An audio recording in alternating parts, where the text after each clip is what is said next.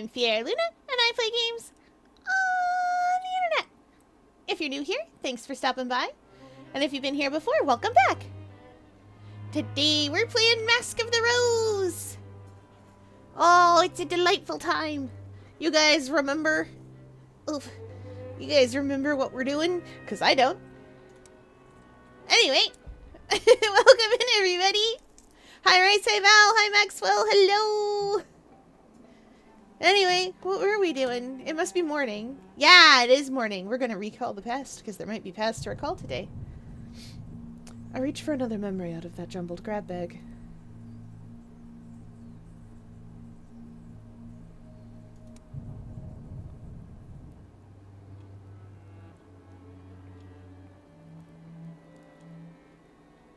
What?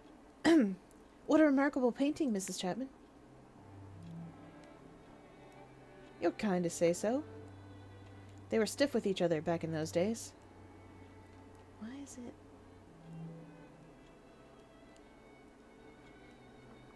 It's supposed to be zoomed in like... I feel like it's full screen like it's supposed to be, like it was. Nothing has changed. Oh, okay. Oh, wow. She does not look right dressed in a gown.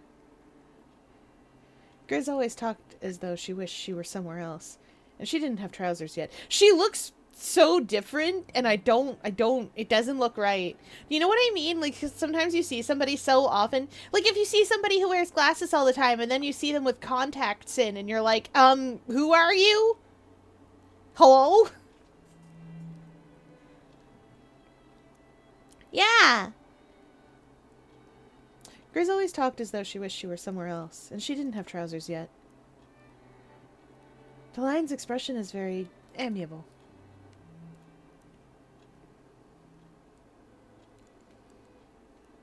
I recognize the source of the painting. It looks American, judging by the clothes and the landscape. No, the trees don't look terribly English, do they? The painting depicts the peaceable kingdom. The lion shall lie down with the lamb, and a little child shall lead them. Ah, scripture. It's...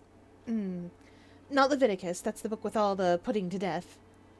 Leviticus is the book with all the rules in it, primarily. It's not just all the rules, but it is a great deal of rules. I suppose there is technically a lot of putting to death, but it's mostly like, if X does Y, then death.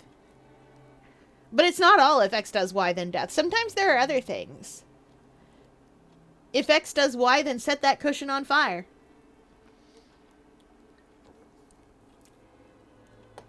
Don't get tattoos, y'all. Stuff like that. There's a list. And sometimes the punishment is just, if X does Y, you gonna get sick. That's the punishment. If you're out there eating something from the sea that doesn't have fins and scales, you're probably gonna get sick about it.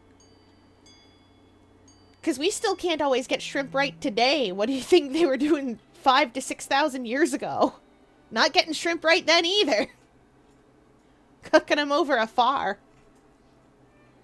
I'm still mad at Cat right now. Real mad or mad for the bit?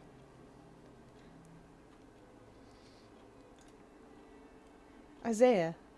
Painting was a gift to my father from Quaker friends. She destroyed your room? The one room? Oh no. No. But that room was cool. You took pictures of it and you showed me and I liked it. It was cool and good. Why destroyed?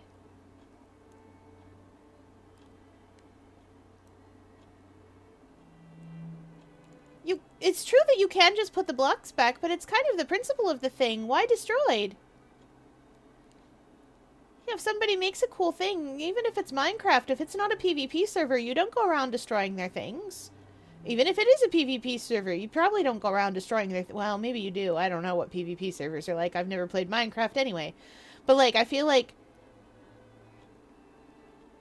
she got mad you teleported her to you. Was she gonna walk back? From very far away, presumably?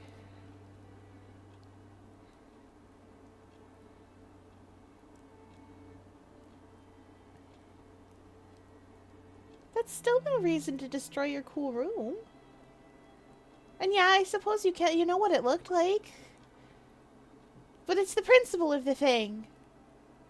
At the risk of making a good omens joke. At the risk of making a good omens joke / reference. Well, it's the principle of the thing. I'll still know the shirt was stained.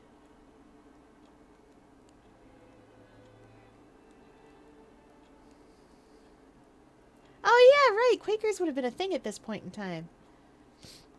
And Isaiah was, the book of Isaiah is full of prophecy. Because Isaiah was a biblical prophet. No, you cannot just leave the server and never talk to anybody in there ever again. You can talk it out.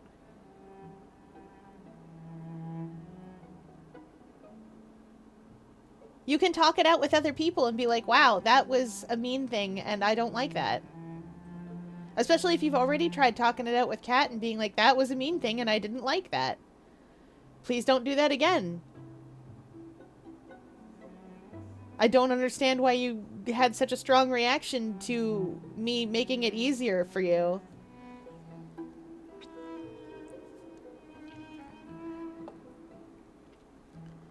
Don't you like other people in the server?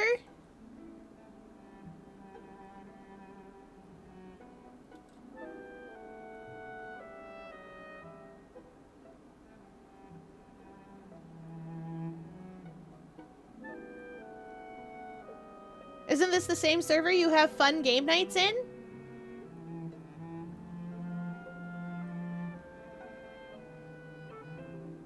They will miss you. They will all miss you, and they will be very upset that you are gone. And in fact, they will be upset with Kat if they think that's what happened. They will. You should talk to King about it. You should talk to King about it. Explain what's going on and how you're feeling.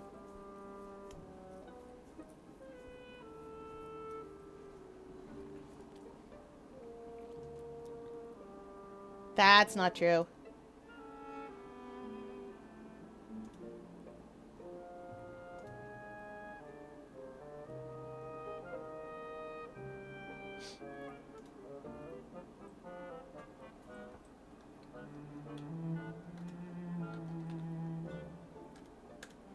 Oh, right, I was doing things. Listen. I should draw a stat. Oh, Stats has a Christmas outfit now? That's cute.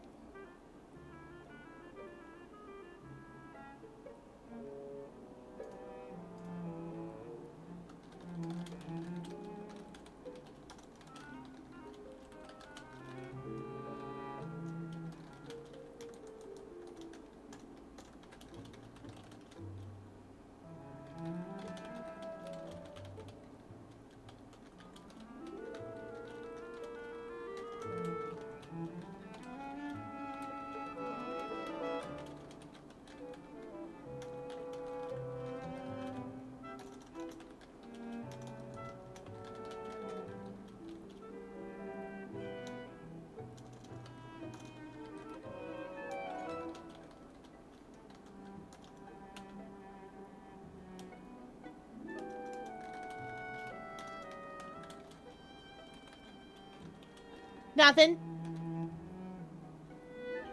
I am not doing nothing. I am planning holidays with my friends who I also know IRL. I forgot to answer the question for them earlier. What was I doing? No! Val, don't go! Come back! I need my precious, beautiful mod.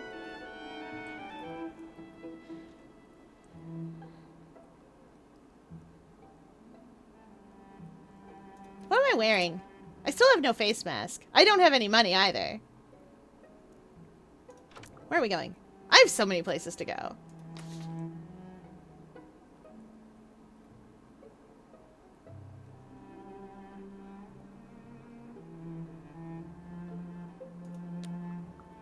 Let's see. I think I've talked to most of the Landows.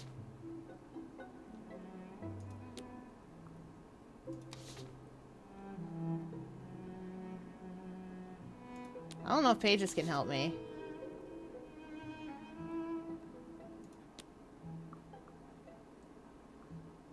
What do we got here? There's so much I'm doing.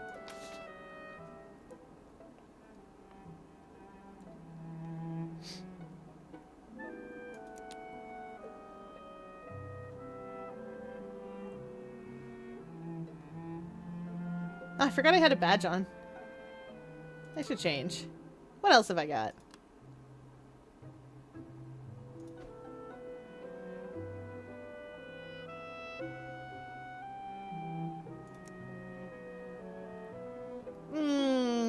That'll do.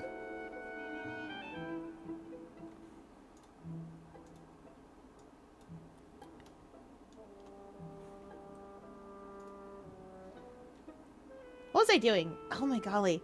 2 feet. Chat, I can't be tamed.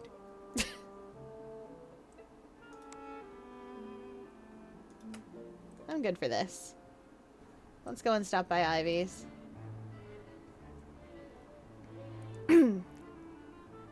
Oh, there's masks. Emily, it's good to see you. Your toadstools are looking handsome today.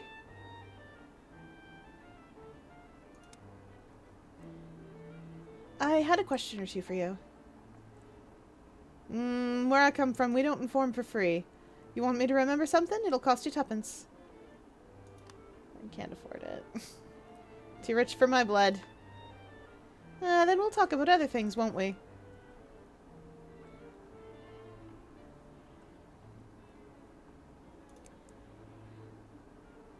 Conversation turns to personal things. What do you love best about the Neath now that you've come here?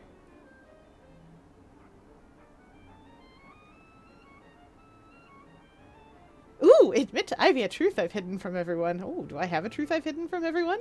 Let's learn. So I tell her. I tell her the way the Neath has changed my life. The good things that wouldn't have been possible on the surface. Don't worry. I'll keep it a secret for you, free of charge. And I'm glad you told me. Puts the color in your story. Ah, well, top of Rome for me. My opinion is unchanged.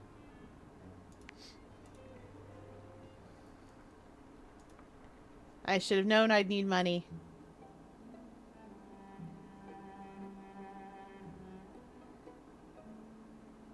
How shall I gain money?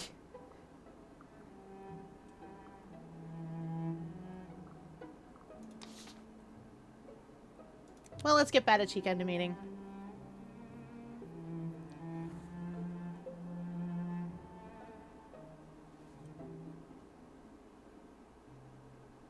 Oh, I should change. I need my official badge on.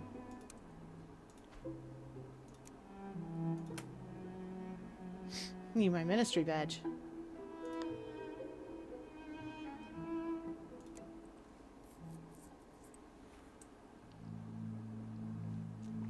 Bata-Chica burbles a greeting.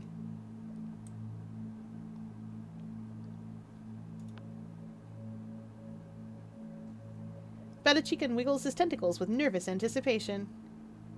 Ask Bata-Chica if he's ready to meet Mr. Pages. Are you ready to meet Mr. Pages? As like all stories, it begins with a caravan. The caravan leader was glad to see the Wayfinder. Wayfinder, I'm glad to see you. That's my favorite joke.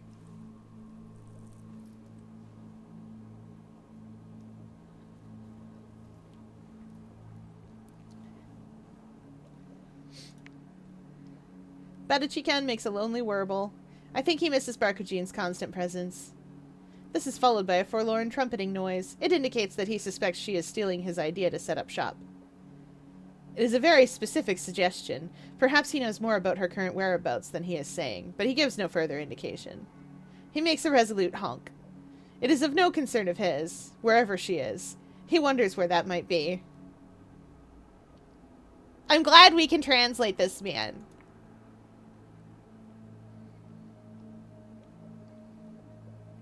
I could try to find Barkujin rather than going to Pages.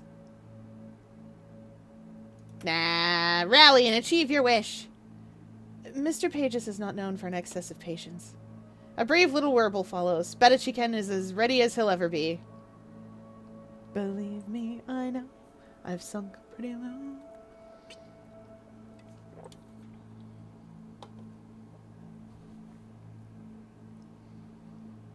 I looked over at my chat.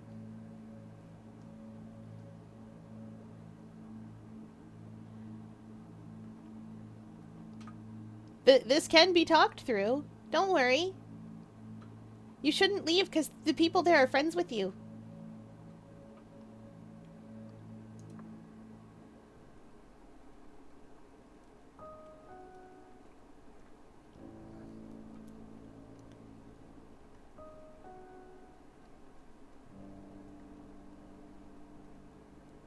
Oh, Pages. I've got to voice Pages properly. I am informated of a familiar visitation. I hope it will not be like that ghastly novel, where the miser is inflicted with spirits, each more dischromonious than the last.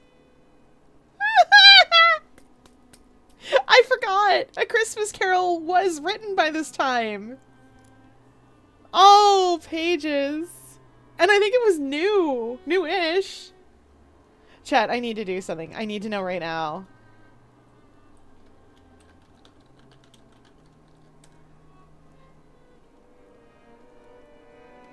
"1843, yes! It was like 20 years previous. I'm so good at this. Betachiken makes a shy warble. It conveys a sense of distant acquaintance, cautiously renewed. Ah! The Ententacled Ones. I had not thought to see you again. The past resurfaces in the most unexpected ways. I hope the stitchments of past and present will not cause undue ruptitudes. Pages, you throw curveballs all the time with whatever you're saying.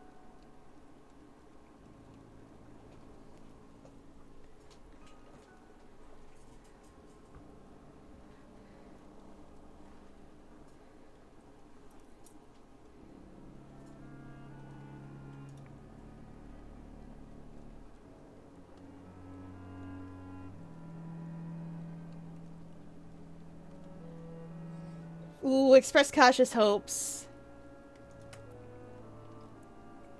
I hope we can put the past to bed. Oh, no.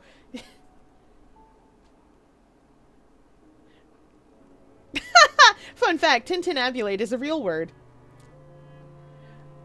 A woodritorious notion. Fetch shovel and verger. Tintinnabulate the church bells. Means to make them ring about it.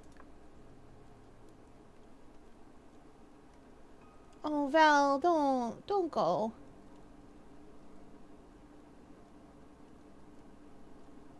It's not.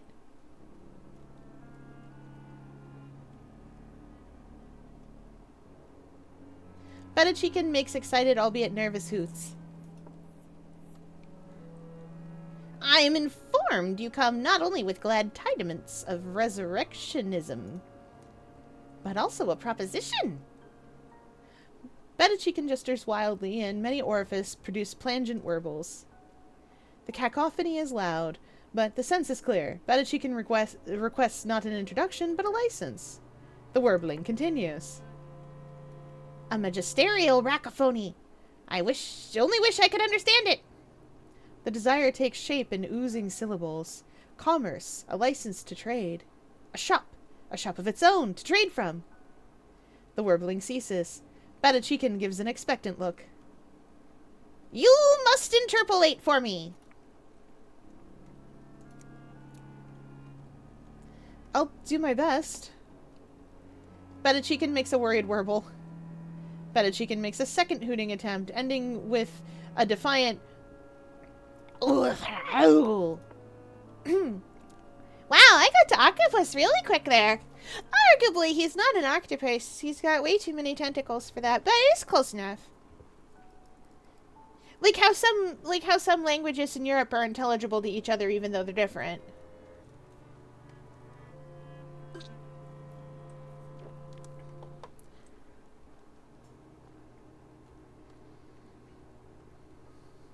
He is insistent that he requires a place of business from which to engage in the chief activity of London. That is, commerce. Pages looks at me, awaiting elucidation. Translate accurately. Badachikin wishes to open up a shop. The master's outlawed charity, you know. Despite the evident excitables around the proposement, I can see many flaws, obstacles, and errors. Commerce grows slowly. The economy not yet stabilized. To allow competition into such a fragile econology could prove disastrous. It is with a full heart I must decline, but it seems prudent that a more managed rapprochement between Rubbery and Londoner must begin. And with you here already as an embassy, I believe the process may begin. Pages, did you combine the word ambassador with embassy and do it wrong? I shall send clerks to bedevil you shortly. Bedevil. What a choice of verb, sir. What a choice of verb. I forgot how silly Mr. Pages was, chat. He's too funny. A capricious day to you all. Thanks, Pages. Badachikan makes an anguished honk. There is a determination in his tone. But there is no blame. He makes a final defiant "Ooh." But that is not the end. This is not the end. But there will be work regardless. The re-emergence of the Rubbery Men is not a small matter. Oh, side note, Badachikan here is more or less, probably definitely, the tentacled entrepreneur that you can find in Fallen London. So he does do a good job at shop. He will return to the Warrens. He hopes to see me soon. For now, he is very tired. I did it. I'm an ambassador to Rubbery Affairs. It's time to go home. I'm so good at Rubbery Affairs. Perhaps it is because I am an octopus.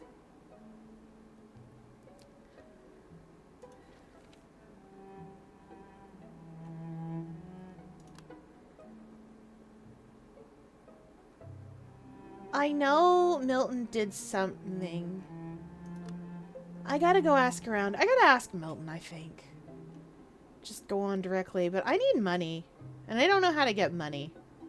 That's 90% of my problems, is I do not know how to get money.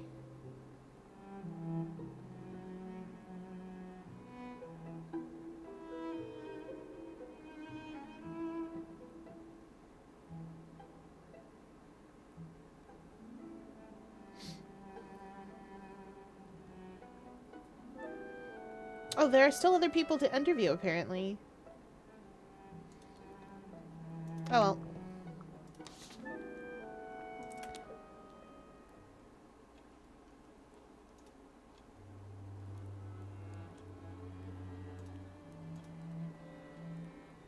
Archie's absence is a coldness in the air.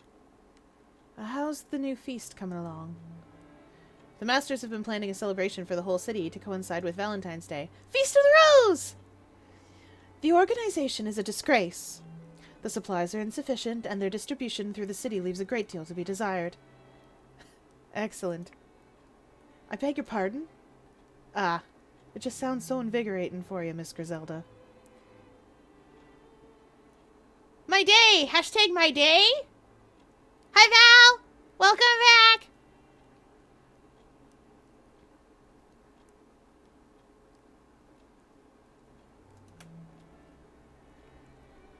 It's good that you're working so hard on this.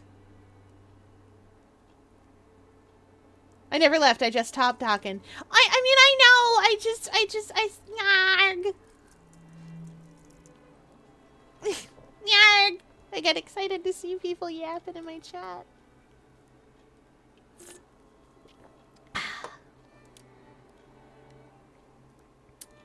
Once it's finished, there will be another task at least equally difficult. And possibly with even less of a purpose. Yeah!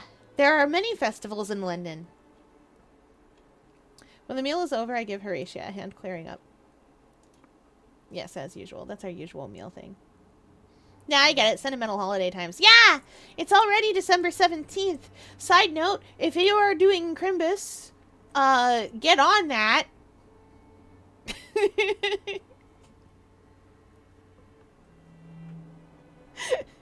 If you were doing Hanukkah, what are you doing here? It's already started. You gotta get on that too. Okay, let's see. You know what? Let's get into helping David forget that he's dying. I do want to rescue Archie, though. Probably should.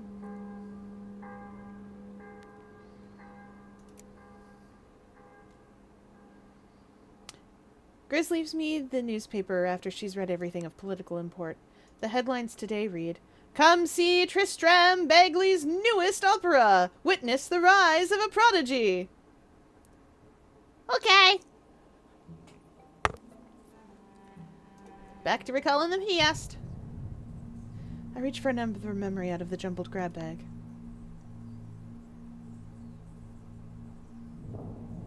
Oh.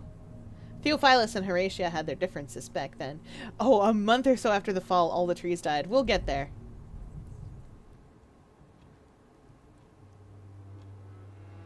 Someone had come to ask Archie about the Christmas services. Theophilus?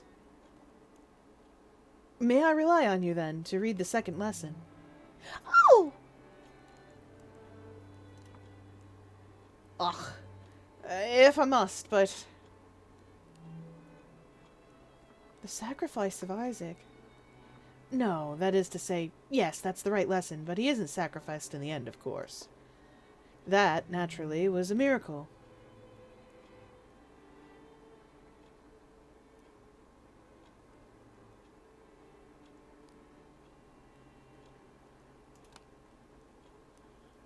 Maybe it wasn't even him. I've always been more partial to the fourth lesson. But consider how the second lesson ends. Your descendants will take possession of the cities of their enemies. That's the verse I most dislike.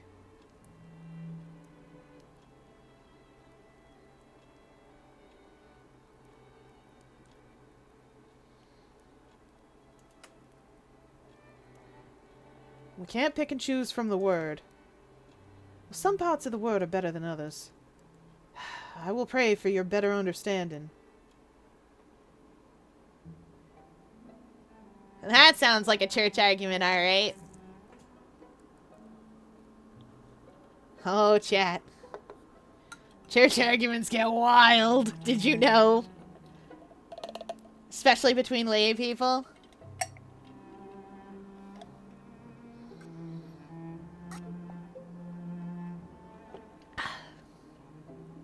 Sometimes they'll be out there being like, I don't know what ocean you drifted in from, but in this ocean, the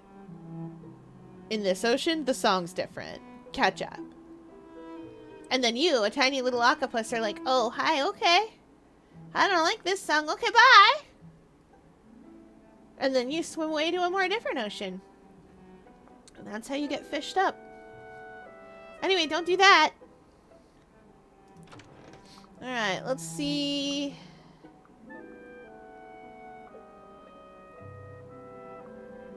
Anything on Thrall Street?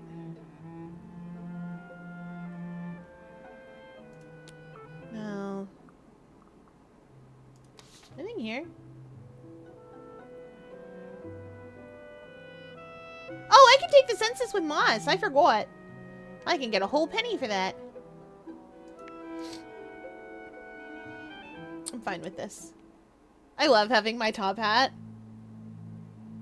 Good jewel, Emily. I trust you're as well as can be expected. The Ministry of Accounting and Recounting have asked me to work the census. I see. Ooh, hoo, hoo. Yeah. There's nothing for you to worry about. Do claimant take spouses? Oh, I understand the terms, but I have no experience of the concept. In Polythreme, one is a part of a greater whole. One of us cannot be separated from all of us. And the king with 100 hearts encompasses us all. You can draw poison from his hearts. I forget what it does. But I have a vague recollection of the idea that you can do that. Bah. I'm not big enough. And you are all in union with the king? I'm not unfinished. I still serve the king. To be finished is to be complete, and to be complete is to be in harmony with his grace. That service is just a little complicated at present. He makes a noise like a sea spray weathering a limestone cliff. I knew a king once! You still do! I came to the last city to ensure an exchange of gifts between the king and another.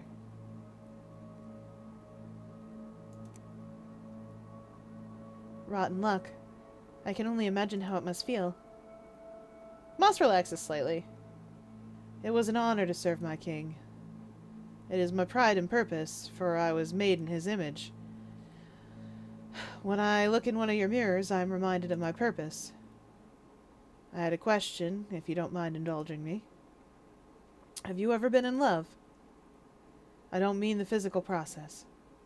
He makes a shattering sound deep in the throat that is reminiscent of two boulders colliding. Rather, the companionship, the desire for it. Answer honestly that I am.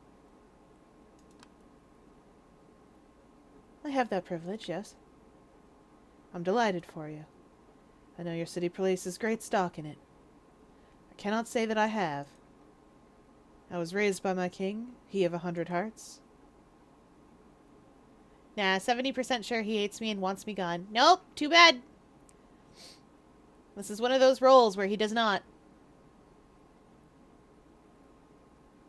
I know only his love, all that he deems fit for me to know, and now I walk apart from it.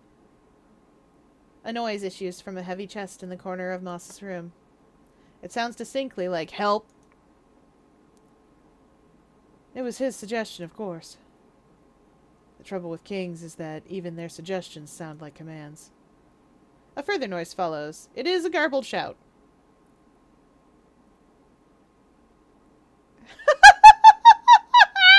The horned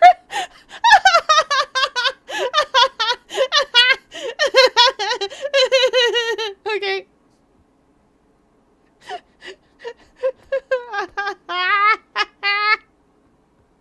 Amazing. Release me! How dare you subject a crown to such indignity? This is the sort of treatment fit only for unruly caps and translucent wow, I said translucent, I meant truculent. And truculent bonnets!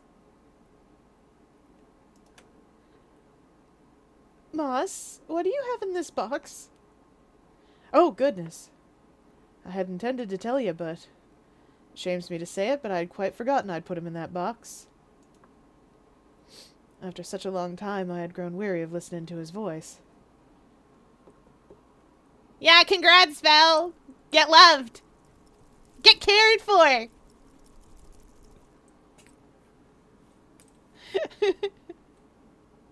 Get cherished! Get your presence enjoyed!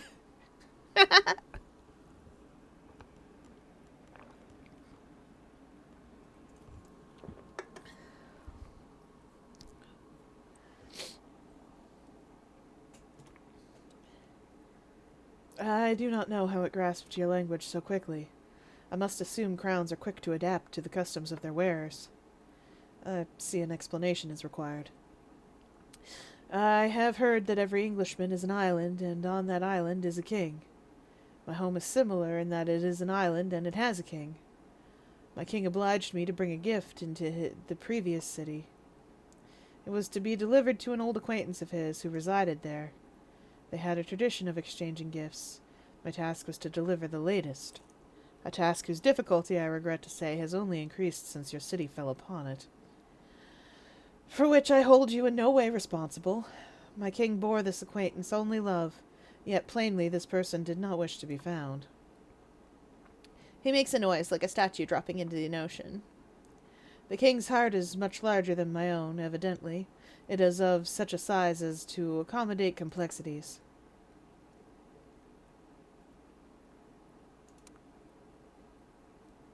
You must be very trusted to be given this task. Thank you for saying so. The king could not have appointed it to someone else, it requiring such an extent of time and distance. The box makes an indignant noise. It speaks Loamsparch, the language of clay. The box repeats itself. I must object.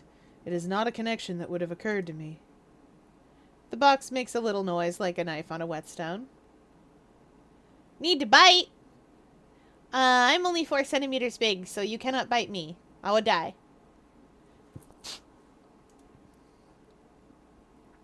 I did not ask anyone before because first the city was in a state of anarchy, and then another city fell on top of it, which made establishing a rapport sufficient for asking a favor a little difficult. A further indignant burst of Loamsparch emerges from the box. My apologies. The gift has happened upon a solution to my problem. It is a crown. It is intended for the recipient's head. The recipient is absent, but the king believed dreams might lure him out. They were a favorite of his. If the crown were suffused in your dream stuff, the king believes his old friend could not resist seeking it out. This clod is forbidden to dream. Therefore yours will have to do. Would you be willing to help us and donate a dream? Sure. I don't know what that means, but okay. Whatever assistance you need. Your willingness is deeply appreciated. Allow me to furnish you with all of the details, however, so that you can make the choice fully informed. Moss opens up the trunk, revealing a crown that appears exceptionally old. He gazes at it for a moment, an unreadable expression on his stony face, before he passes it to me. Wow, that's definitely normal and fine, chat. There are always risks in wearing a hat with opinions of its own. The crown was worn by my king once. You may whisper your dreams to it. I do not believe it will take advantage of this knowledge. All you need to do is recall a dream and whisper it into our horns. Then wear us upon your head when you next go into the city. If the one who is to receive us has returned to London, he will find us. If he has not, well, you will get to receive the unearned privilege of wearing us for a short while. You may not thank us. The tears we are certain we can see in your eyes shall suffice. If, of course, you want to do this. He makes a noise that sounds like a drop of water on marble. This is our task. I can find another way if I must. He says something in grinding Loamsparch. I wonder if it means there must be another way. I'm sorry this has been a burden for so long. That's a kind thought. I am sorry your home fell through the earth and condemned everyone in it to live in a cave forever. The man will seek both the dream and the dreamer. So, will you do it? Will you take the crown and find the man I was sent to deliver to? I will. I'll take the crown and find this missing man. My gratitude is... It's difficult to express in either Loamsparch or your own tongue. He is happy, is the translation. Now I must be filled with your dreams. Come whisper them into my horns, and I shall tell you a secret in turn. I lean in close and feel the cold and ancient crown upon my lips. It seems like it's made of ivory or bone beneath the gold. I tell it of the sea that waits in my mind, of the pull of the ocean and the cry of the gulls. I tell it of the dark mirror I see, waveless and tideless, an abyss that lingers on the edge of London. Oh, I'm having recurring dreams about mirrors. In Fallen London. Did you know? I want to go through the Avernian Gate.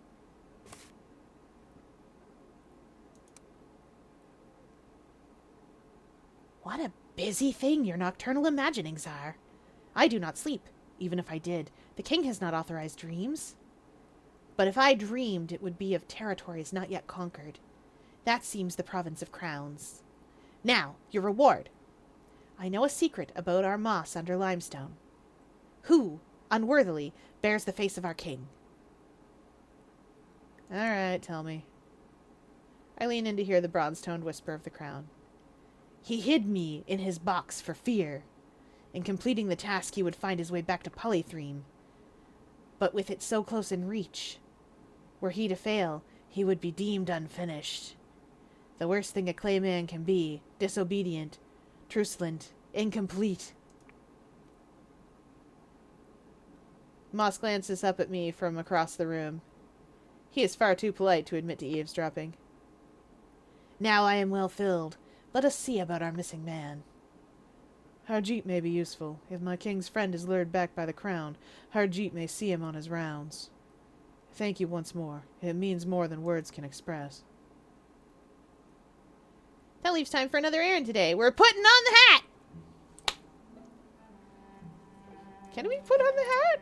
I feel like we probably totally can. Aha! Yep, we can definitely put on the hat. That's uncomfortable.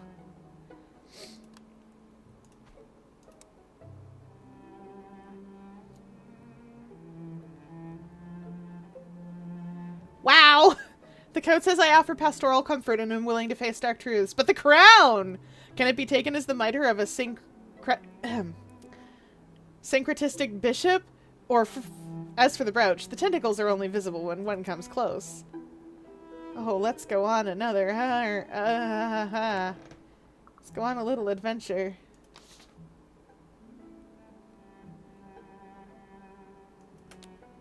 So anyway, I got a weird hat.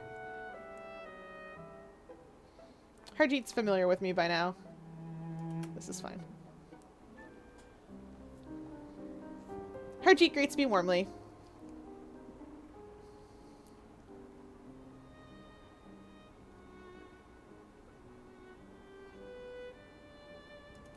Let's talk about the 4 cities that fell before London. I've heard 4 other cities also fell into the Neath. Harjeet plainly thinks I find that idea alarming. Well, remember, there is no rain anymore. That never fails to put a smile on my face. London is the 5th. That would explain the coins that are not London coin. I wonder whether it's always been the masters who collected cities, or whether there were other conquerors before. We turn to the supply of gas and oil. It is a favorite pastime, speculating how much of these commodities the masters have in store, and where they could have come from, and what will happen when night falls entirely. Oh, I'm sure we'll all be fine. There's coal. And other ways of lighting the streets. Have you seen a man who... Well, I don't actually have any idea what he looks like. He would be in red and gold. He would appear alone and say things that to you would appear strange. My goodness. A talking hat. A talking crown! Of course, my apologies. Harjeet is taking this so well! This man is taking this in stride so well. So well. Chat, this is amazing. He is doing such a good job.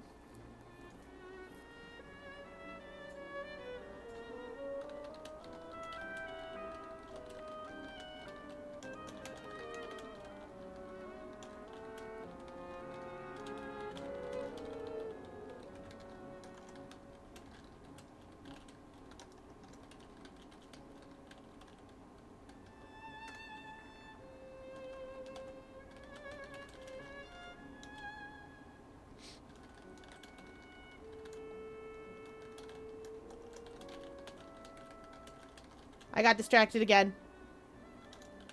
I know, chat. I know what you're thinking. Fear, you're always distracted. It's true.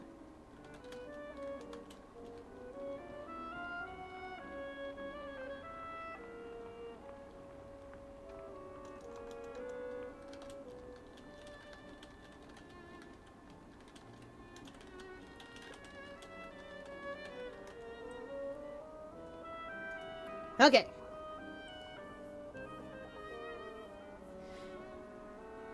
This man would have been encountered only in the small hours, usually given only to the dead. Much has changed, but my master knows these are constants. I saw a man in a coat out of fashion. He asked me a variety of strange questions. About Archie, too. It was near Shaftesbury Avenue. Whoa. The streets tangle. The lights are few here. A man approaches. Ah! Who's that under all that shadow? Do I know this man? A good evening to you. I find myself caught on dusk's swing, like a firefly whirled upon a zephyr. A pleasure to encounter another of Twilight's walkers. You may call me May. Pray, visit no witticism upon me. The name has its origins in a place far older and sadder than this.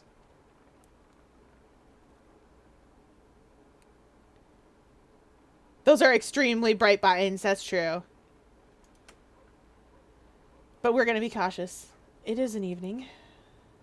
Ah, famed British understatement. I am delighted to make its acquaintance. Truth be told, I venture out in search of dreams. One in particular.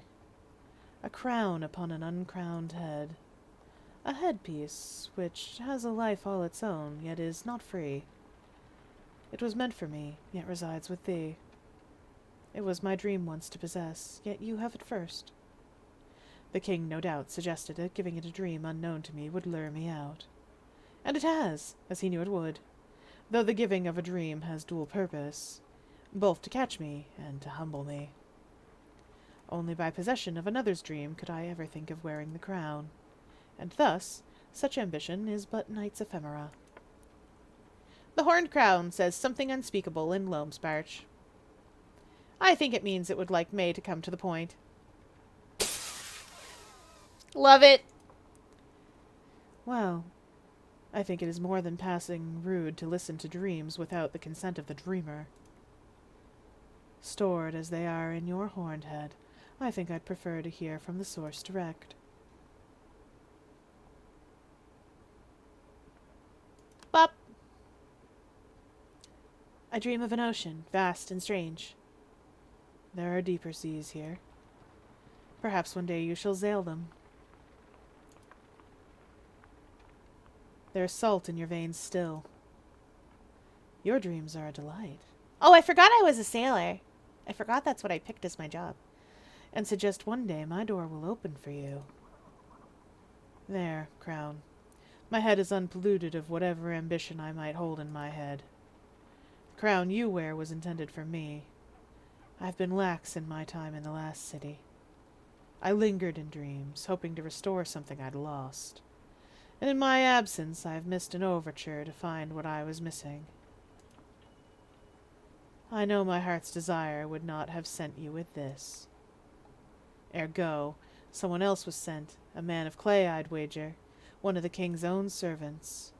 But he faced an obstacle. Claymen, as you must know, do not dream. My king does not like to make a task easy. Now I must begin the ritual to signal my acceptance of the gift. There are much easier ways, but my love is a traditionalist. And these were written on the boughs of the twin cedars long ago. Oh boy, that's the first city he's talking about. Wow. Oh boy. Going back in time here. Okay, so he's been down here for a little while. A little bit. Just a little bit. The rules of courtship, as sacred in the observance as in the act. Now, give me the courtesy of a minute. This must be performed in private. I'll give him a minute. I take a step back and give May the privacy he deserves. I watch as May takes the crown and sprinkles something atop his head and then onto the crown. For a moment, I catch the unexpected scent of cedarwood in the air. That makes sense, the twin cedars of the first city and all that. He presses his lips against the crown and mutters a few words that sound to my untrained ears like an incantation. He does not let the crown rest upon his hair before he takes it off again. Tell the crown-bearer his prince comes. I shall keep this gift. The horned crown says something in guttural Loamsparch that I did not make out. This is soon to be the manager of the Royal Bath. Amazing. I every so often when I'm playing this game, I'm like, do I know you? And the answer is probably yes. For a time, I will see you again soon. Okay, bye! As he goes, I see him place the crown upon his head. It is nearly time for supper. We got a new guy!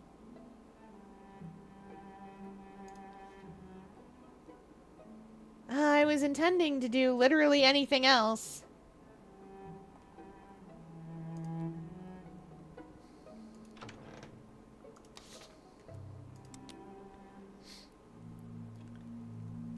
Horatio looks in on me after dinner, though I'm not the one she's looking for. There's a man in from the night. Invited himself, bold as brass. Says he's here for Mr. Moss.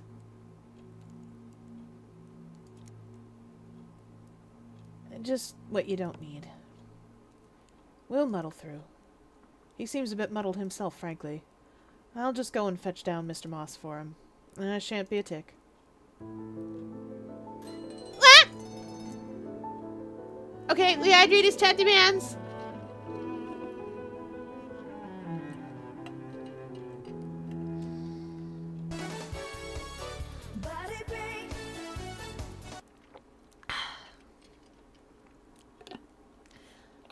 Stealing his outfit. This is May, manager of the Royal Beth eventually, but not yet.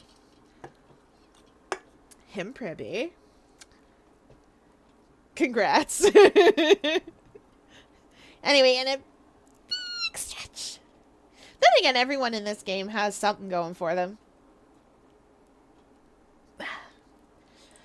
Our finished Clayman has something going for him, and that's his strong jawline, and look at him big. Okay, and for body break, we will do twists. 1, 2, 3, 4, 5, 6, 7, 8, 9, 10. Whew. I like his tailcoat. That's a very old-fashioned coat to wear, but I do like it. That is Georgian era. This sort of mode of dress. Val, if you really want to steal this outfit, I can show you what Georgian era men's clothing looked like. Because this is sort of going from the Georgian era into the, like, early 1800s. And it looked really cool.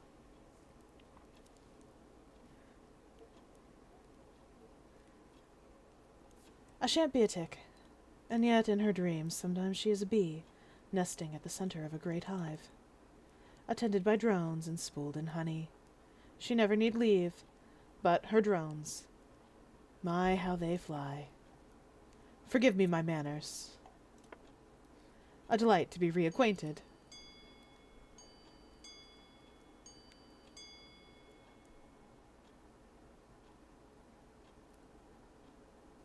Finished my side of me and Mina's wallpapers. Oh yeah, I saw you were doing a 1 and a 3. A 1 and a 3? Is that what I was looking at? Yeah.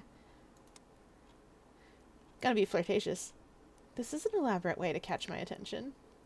Oh, your attention is the last thing in the world I would desire. I wanted to see the one who came across the Z to bring me a crown. Speaking of, here, take it back. I find its habit of issuing proclamations most tiresome. Our habit. We would not have to be so repetitious with our requests if you listened to them. Love this hat. Odds sods, it is you. Your face is his. He would never have shared it.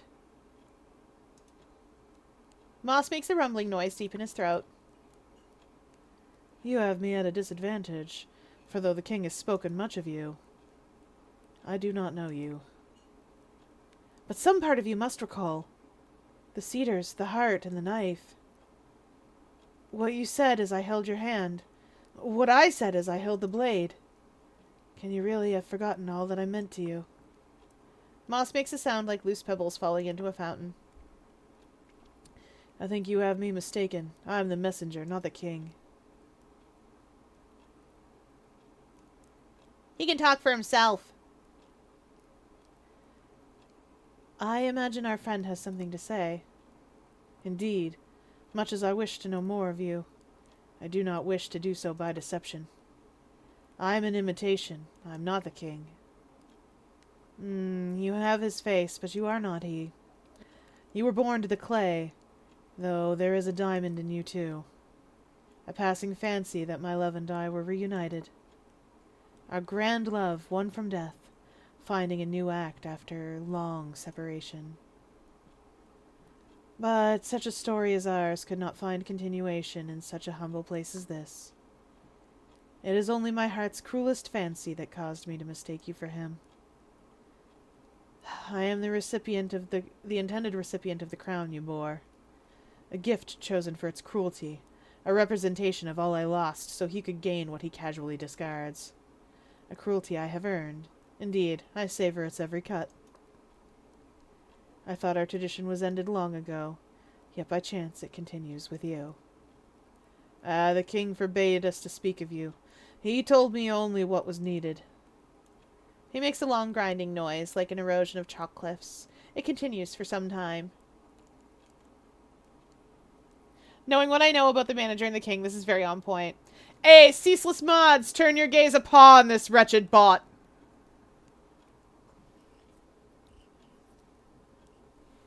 Yes! Stats! And yeah, I don't know enough about the manager and the king to know, but Fallen London is very good at interweaving things. Enough to find you, but I know so little else about you. Do you want to? Yes! Yes, tell us!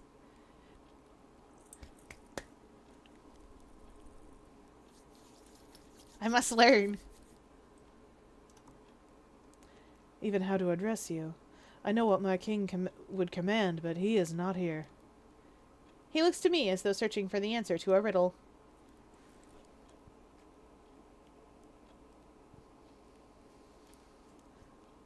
Gotta do a little stat. Yes!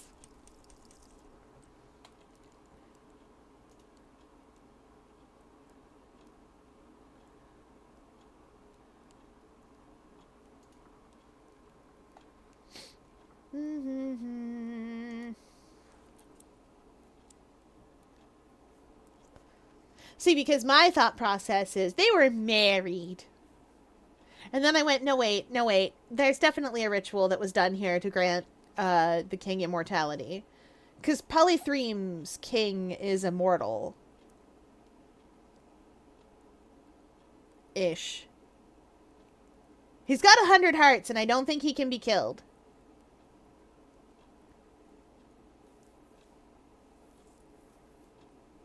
And I vaguely remember being to Polythreme playing Sunless Sea. Follow your own heart. Wait, no, that's a Clayman can't follow his own heart.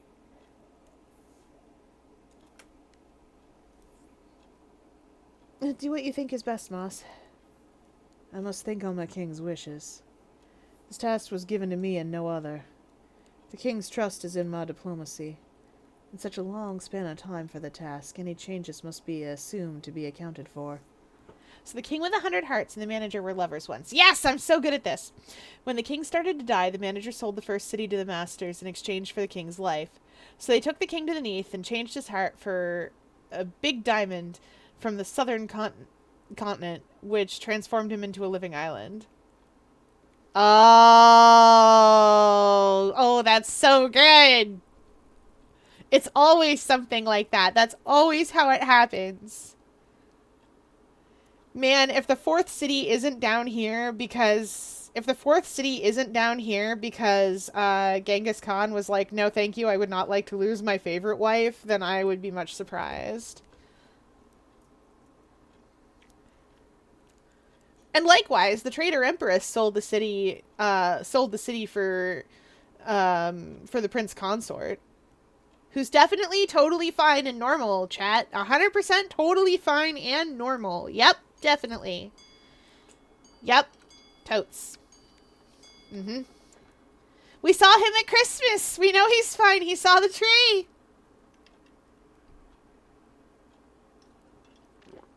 manager still loves the king, although it's unclear if the king still loves him. He might, in his own way. But the manager wants to become a living city to reunite with the king, which the king is vehemently against. That's understandable. He could go live in Polythreme. No, that'd be weird. That'd be too weird. Could you imagine?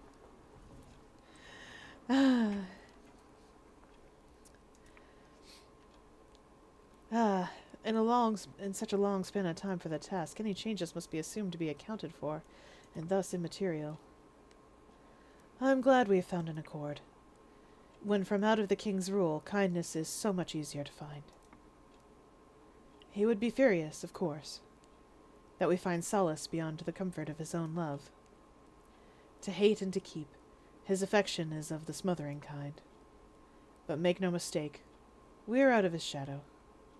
Or why else would he cast you off, like shale from a mountain's shoulder? Abandon you to the ruin of the last city and the fall of this one. Oh, and the fourth city wasn't sold on the Khan's orders. His daughter sold it to the masters in exchange to save her own lover. Ha! Fun! Moss makes a noise like the fracturing of a diamond deep in the mountain heart. How was he to know the task would be so difficult? Nor could any have expected a city to fall while I was in the last one. Moss makes a reluctant sound, like Sisyphus taking a moment's pause. Had he known, I'm certain he would have summoned me home. The truth is such a bitter draught, I've found. I'm like you, Moss. I've served faithfully and been found wanting. In all these centuries he has acknowledged me, but rarely, and then only to insult. He has made you in his image. You have served as ably as you could, I have no doubt. But you have failed. He has discarded you just as he did me. He has left you alone in this strange place. He has known the fall of cities before. He knows their signs. And still he did not call you back.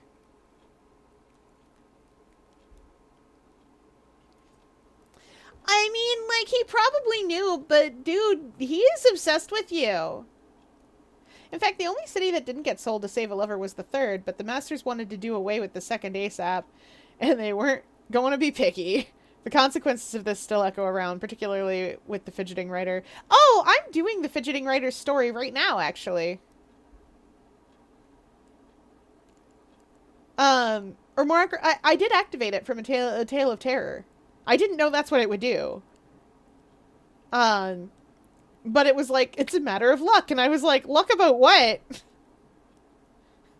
Will it make my nightmares go up or down? Because I have a lot of nightmares. Still echo around. What was so wrong with the second city? I know they don't talk about it much. Because I know the first city, and I know the third and fourth. But the second city doesn't seem like they talk about it at all, ever. The masters, I mean. And in general, it's really hard to find second city relics. Wasn't the second city on the Elder Continent or something? Now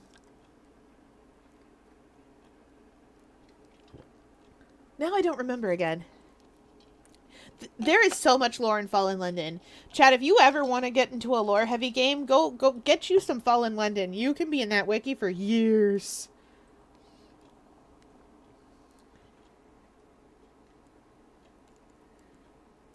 I'm going to contest this interpretation.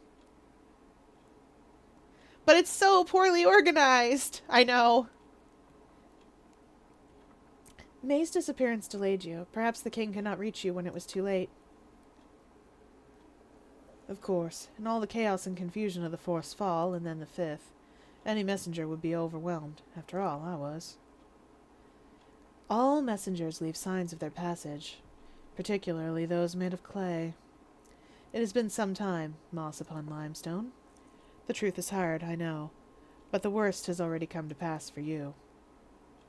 Would you both excuse me? He makes a sound that resembles sudden rain upon a mountainside. I'm glad that you have received our king's gift, and I'm glad my task is now at an end. Goodbye, May. Oh dear, I seem to have caused discord between us. No kiddin'! It was never my intention. I'll need to clarify his mind to the truth, and make clear the connection that links us is strong as silver.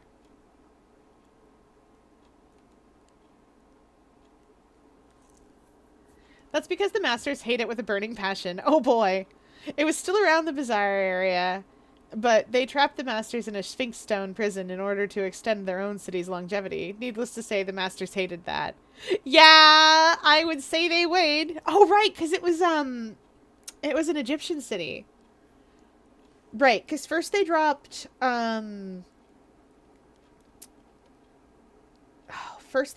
Jerusalem, maybe?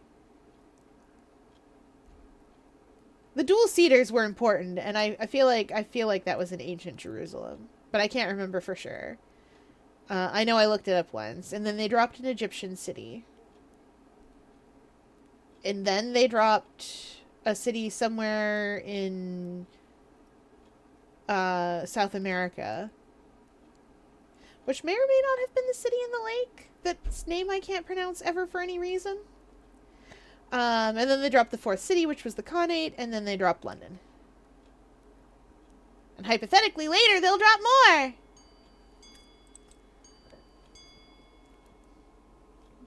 I'm not apologizing for anybody else's content. Oh, the first city was something in Mesopotamia. Yes, actually, no, you're right. It was like the first city in general. I'm gonna try and reprimand this man. You were awful to Moss just now. The truth is awful. That particularity does not make it less true. Best to hear it from someone who understands. Then board the first ship to Polythreme and find all gates barred. The clock chimes, and like the Cinders girl, I am without my shoes. Should Moss have questions, and I am in the mood for badinage, of course, he should know where to find me. As for you, whom he so clearly relies upon, I might myself wonder how he came to be abandoned were I you. Happily, I am not. But I assure you there is a breach between him and his king. I know the marks to look for when the king severs one of his own. A good night to you, and pleasant dreams. Bye, May! Fifth City is a very good wiki for Fallen London. Oh, yes, Fifth City is where the lore is kept. The regular Fallen London wiki is for if you are playing the game and you're like, what does that card do? I don't want to click that card. Or, how do I get literally anything done? I don't know what to do here, etc.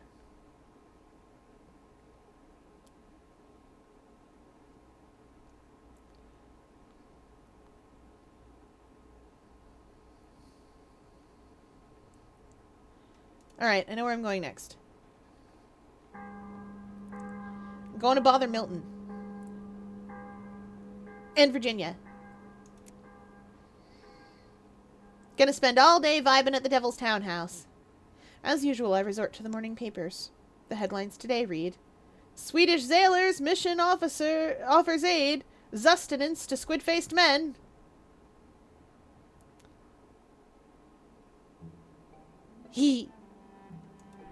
Back to the past. If anyone ever has any questions relating to Fallen London and the city, though, let me know. My Sunless Sea and Skies knowledge is regrettably lacking. I reached for another memory out of that jumbled grab bag. A month or so after the fall, all the trees died.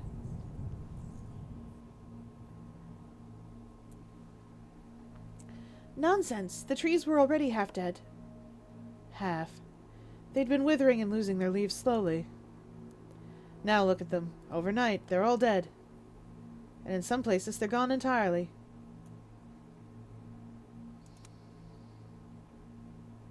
March 20th, equinox. The days and nights are hardly equal now. There was a notice in the broadsheets about the phenomenon. And a profile of the Tottridge yew, the northernmost tree to have fallen with London. Overnight, something drank that tree to her dregs, consuming all that the sun had endowed, leaving only bitterness. Archie took the sheet away to pack medicine bottles. Totridge Yew is one of the oldest trees just in general. Dang. Alright, I am not wearing the funny hat that talks for me. We do not need that funny hat on my head.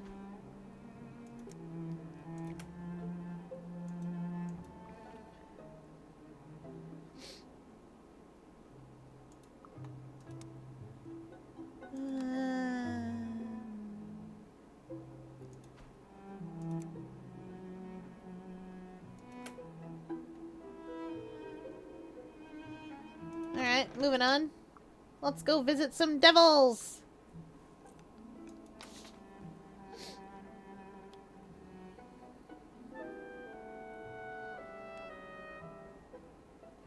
You know, I think I should actually build my friendship with Virginia. And then bother Milton.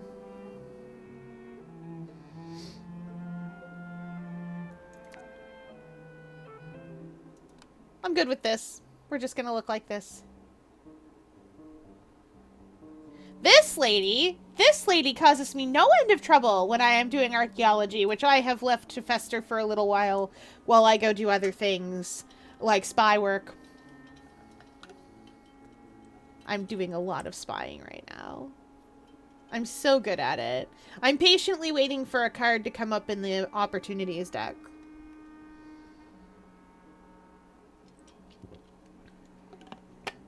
I hate Virginia with a burning passion. Fair! She is devil. And the umpteenth one, probably, to steal my soul. Wah!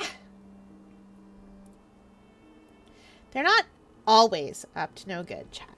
They're not always up to no good. But they are often.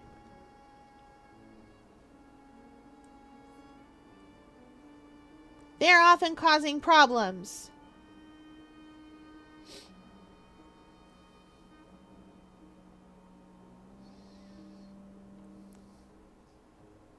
And they did, in fact, steal my soul in Fallen London. Such as it is.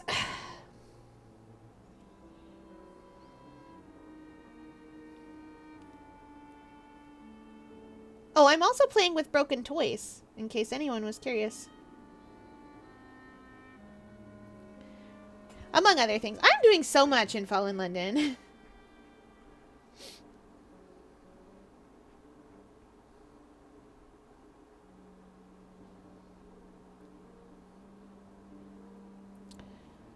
According to the clerk, you had an appointment with me.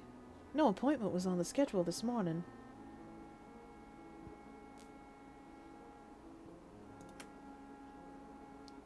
Very sorry, I'm sure. I explained that this is a social call. And from which section of London society do you hatch? Are you a worker or a drone?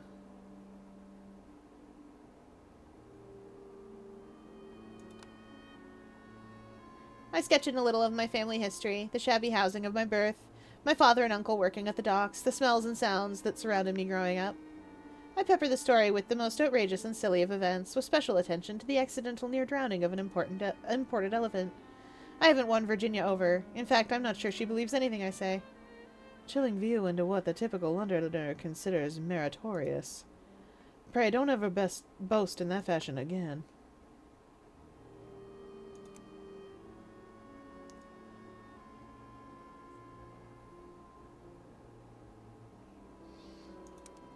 Ask in a way that might cheer her up. Your responses so far have been very human. Well, what's the nature of your work here? Virginia's silent stare makes my neck prickle. I do not think there will be any other answer. I'm establishing official connections between my country and this place. So are you an ambassador to London? Not at the moment.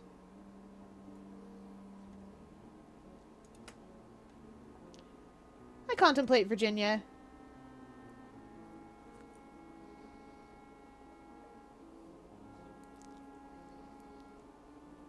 I'm going to make this woman respect me. She doesn't have to like me, but she does have to respect me. What was the lift of that chin, then? There's still an atmosphere of slight distrust. I now have another appointment, with an empty room, if necessary.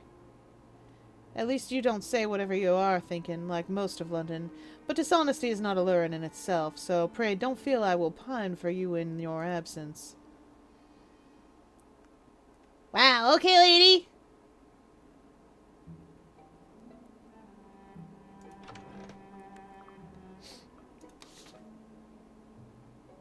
Milton, tell me about Phoebe's motives.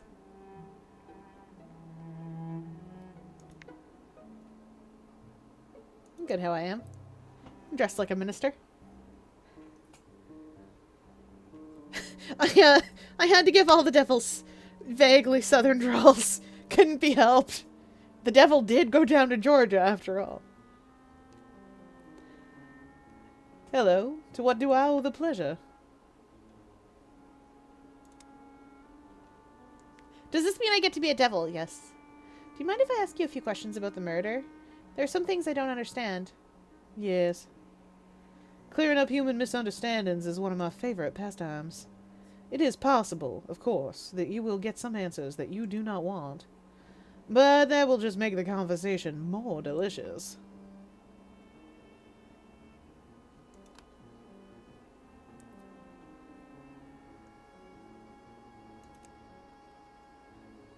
Do you know of any reason for Phoebe to have killed David? Oh, she did not want him dead, I'm certain of that. It's possible, of course, that she knew he wouldn't remain in that state. And then one would have to ask, who had something to gain from his temporary departure to the boatman? Or the other alterations that result from that journey.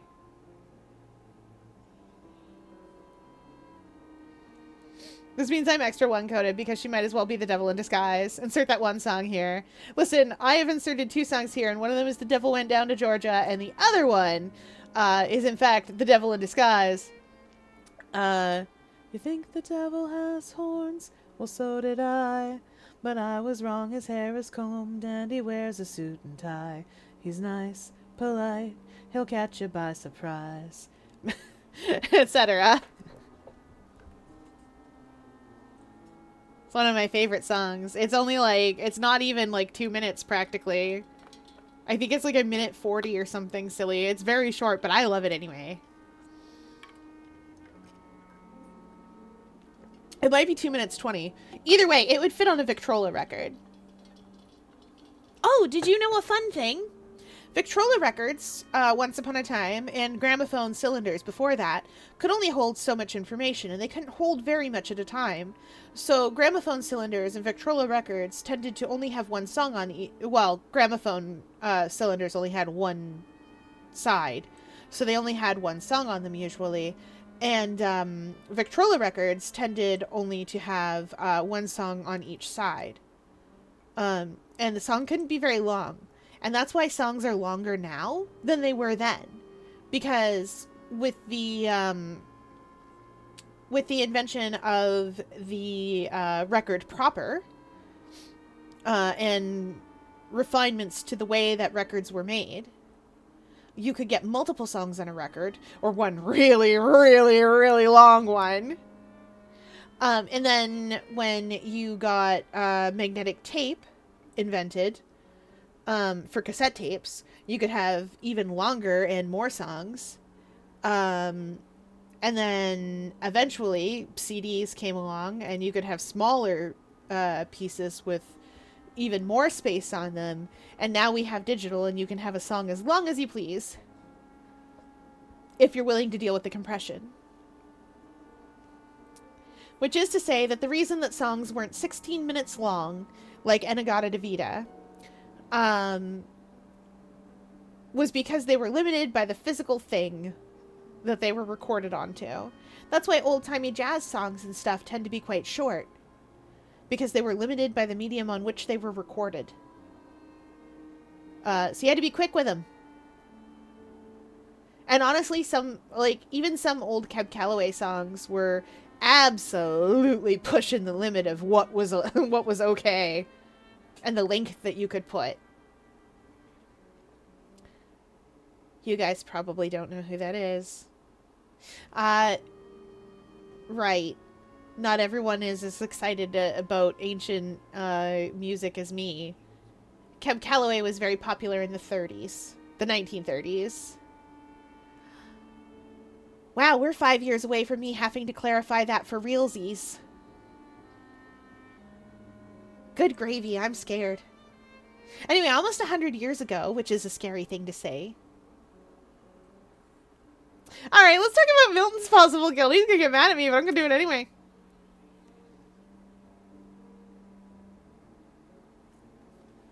Stats is looking real cute so far. I'm glad.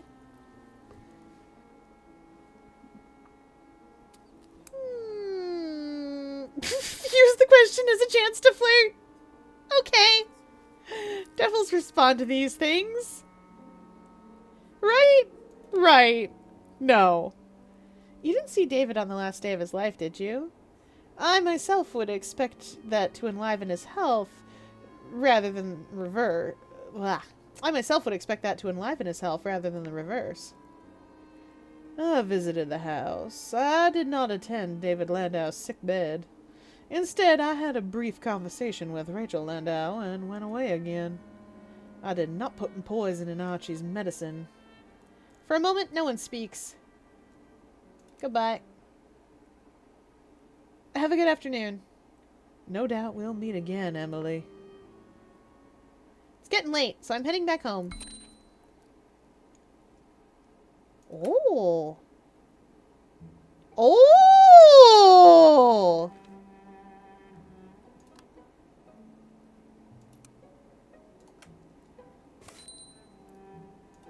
Okay. The inquest concluded that David Landau received his poison in the form of tainted medicine. Milton explained that murder in the Neath need not be a permanent affair. It might, in fact, be a suitable light punishment. Phoebe swapped rat poison for David's drugs at a moment when Archie was not attending to his supplies. Archie may have dosed David, but it was Phoebe who made that dose fatal. There's no positive evidence that this is what happened, but the possibility might be enough to spare Archie and to raise doubts about convicting him. Let's go. You could show, and I could look and be like, wow, adorable.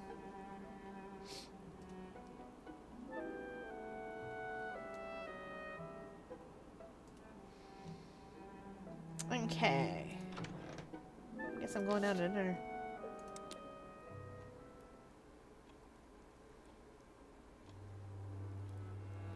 New ships have come to Wolfstack Docks today. Which of those, Miss Griselda? The same they ever were. I've forgotten how London streets go together. All the names have changed. When the meal is over, I give Horatia a hand clearing up. As usual. Okay. Okay. We have a theory. We have a theory about what happened. We just need to figure out how it happened.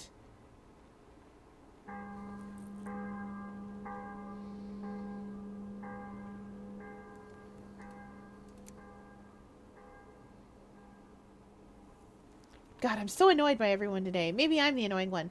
Or maybe there's extenuating circumstances. Maybe, perhaps, you're under a great deal of stress. Your body's still probably trying to rebel. And,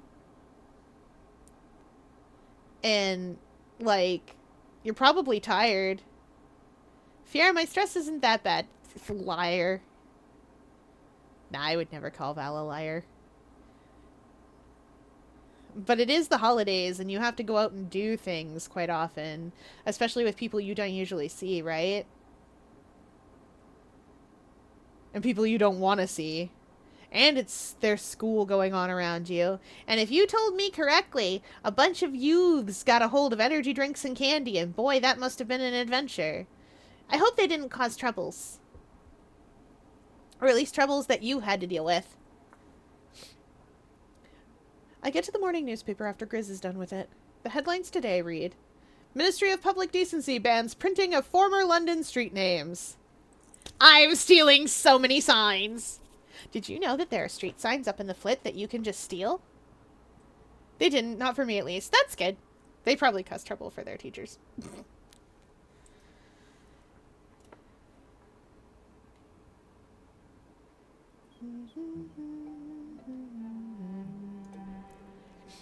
Ooh, do I have another past? Reach for another memory out of that jumbled grab bag.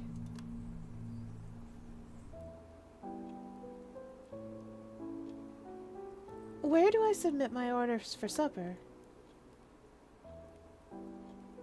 Which orders would those be, love? Well, concerning what I'd like to eat, so that the housekeeper can prepare it. This isn't Claridge's, child. If you care to dine in, you'll have the same meal as the rest of the lodgers. And it'll be what I fancy cooking that day. Oh, in that case, I'm content to leave the matter in your hands. My mother always did say that it wasn't ladylike to leave the poor housekeeper with the responsibility of choosing a menu. So I thought, but I imagine, on reflection, that that's for when one has guests. Oh, Grez. Girl don't look right in a gown. Once again, don't look right in a gown.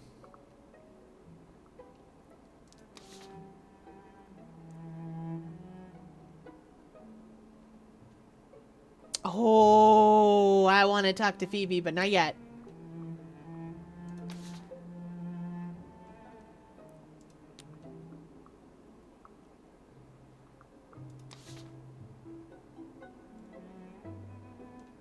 Hey, Pages, do you know a way to... Actually, Pages might know a way to get people's memories out of there. And I do need to... Oh, I could talk to Ivy about Milton? Alright, sweet. I can talk to people about... Okay. Well, first things first. Let's drop off my work.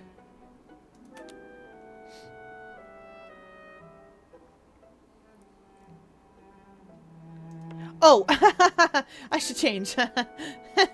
I gotta wear my official work badge. I want to get through this game once, so I can go through this game again, because I want Arcane Scholar, and I just want to go through as my OC Andre, because he's great. Andre's precious, and I love him a lot. He's my favorite, and he tries so hard to help people, and Fallen London sort of rewards that. But you have to think about who you're helping.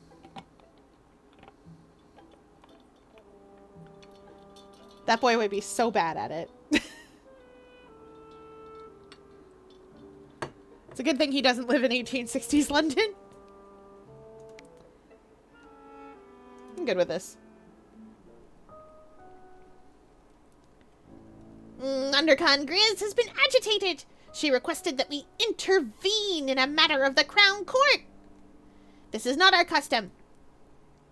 The Justice of London concerns many things that do not interest us.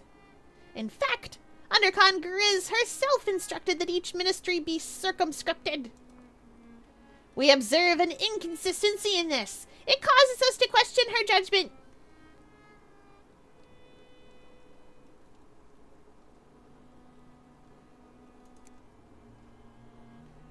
She may not be thinking clearly this once. It's harder to stick to those rules when a friend's life is involved. It is a weakness. We will have to account for it in our dealings with her. Do you have anything more? Mr. Pages is pleased enough with my information to give me 2 pennies. Its existence is a scream. There will be more like it in time. Men of mud. My colleagues employ them.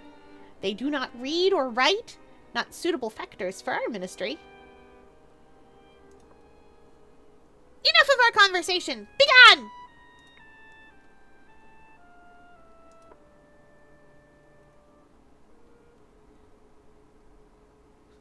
I say goodbye. Mr. Pages doesn't say anything in return. It is at times difficult to tell whether Mr. Pages is intentionally ill-mannered or merely has no interest in discovering what the proper etiquette might be.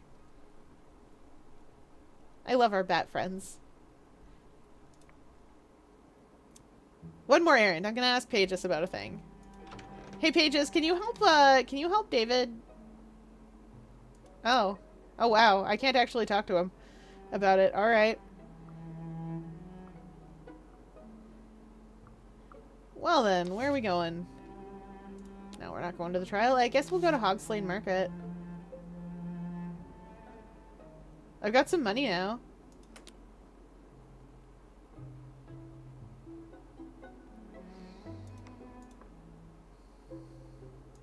I want to put on my garish little, little fleurs.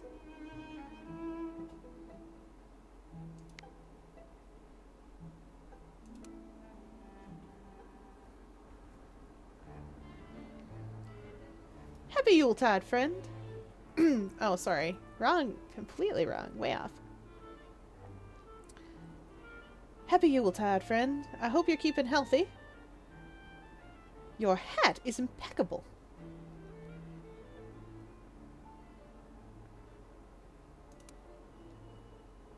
I recount the newspaper story. The Ministry of Public Decency has forbidden the printing of former London street names.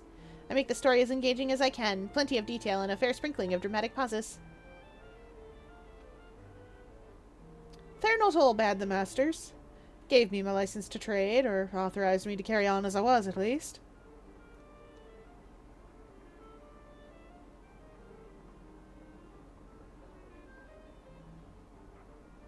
Ooh, the sinister nature of authority. Oh, those who make the laws have always abused the place, keeping their own power and pushing down everyone else. Ivy hears me out, but it's plain that this question doesn't matter as much to her as to me. Don't mind me. Well, as it seems we're getting acquainted, you might tell me where you come from.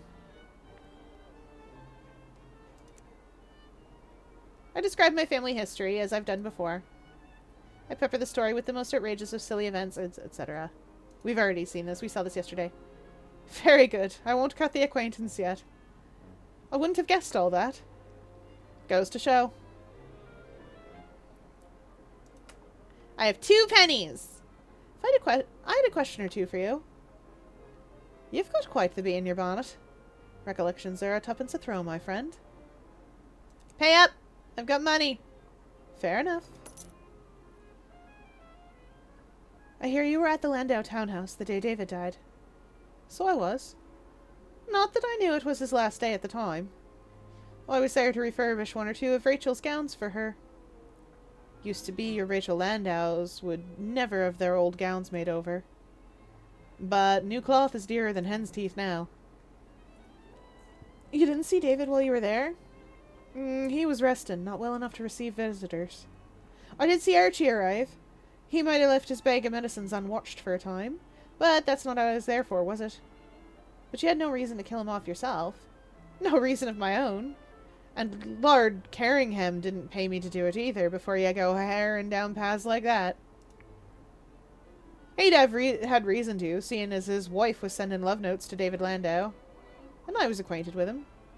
But he didn't put me up to the temptation of offering payment. Pardon?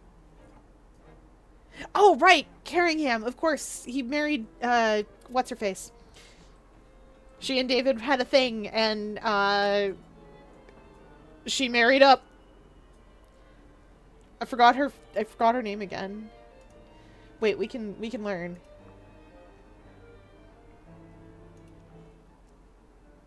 Charlotte! Charlotte Carringham. Yeah.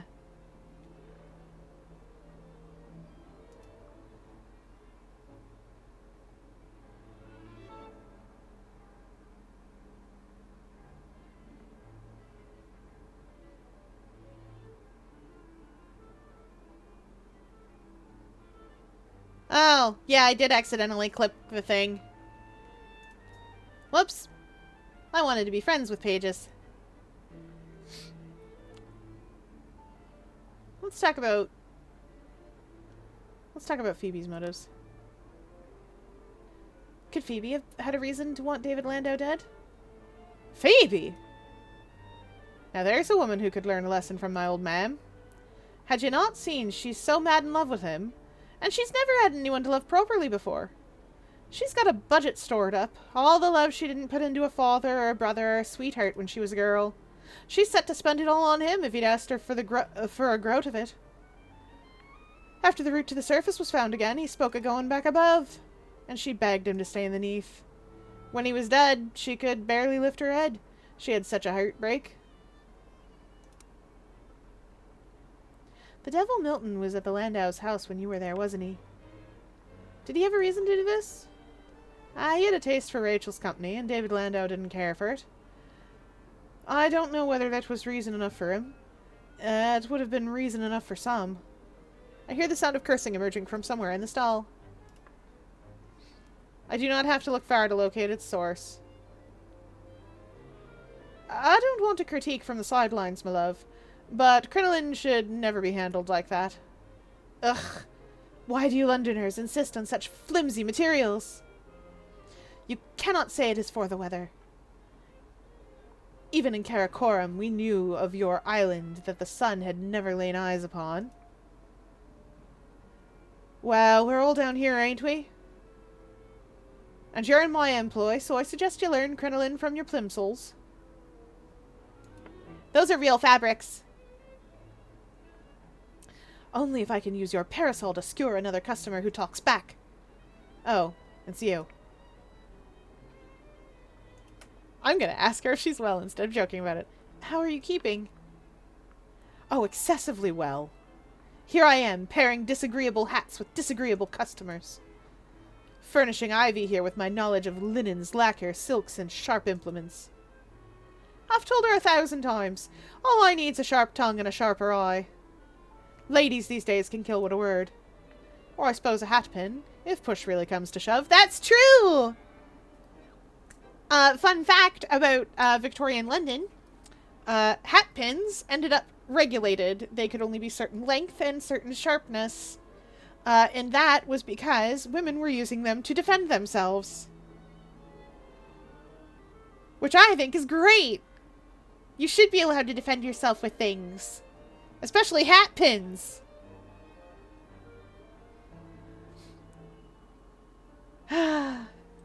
Fashion. There was even a whole little pamphlet on how to do it. Like how to defend yourself with a hat pin. Well, she was an ingrate deserving being coated in honey and roasted over a slow flame. She's also been filling me on some of what they got up in the last city. Roses and silken webs and copper fires in the dark. Given me a few notions for sure. I'm glad my previous career can have benefits still. Anyway, as you can see, I am exceedingly busy. I have no time to discuss the past, and any foolish associations I may have entertained for far too long.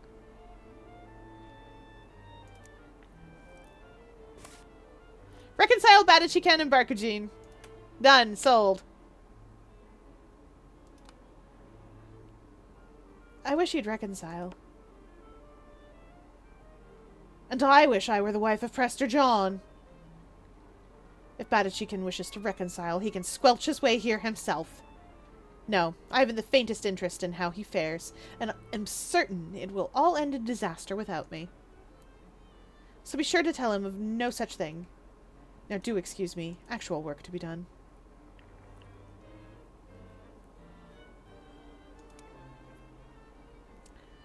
All of Ivy's secrets belonged, originally, to someone else. Some are confessions told by Neath dwellers who could no longer endure the burden.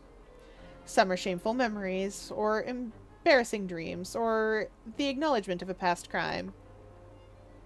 She doesn't tell me the substance of what she knows, but she gives me an inventory of type and style and length. No shopkeeper could be prouder about her wares, or more precise about their origin and quality. Ah, well, top of Rome for me.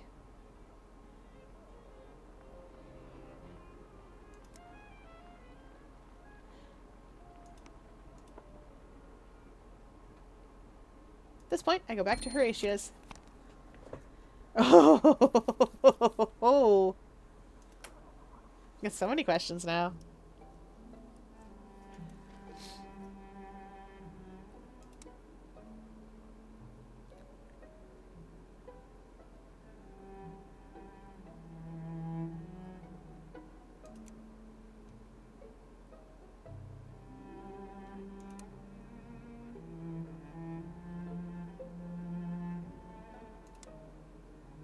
Okay.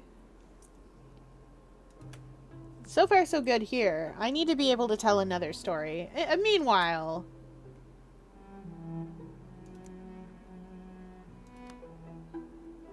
I need to go, figure out what I'm gonna do with Londoners.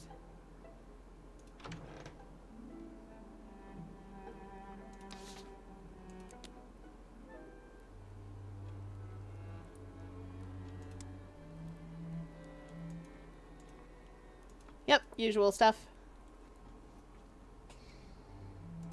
Okay, what am I doing?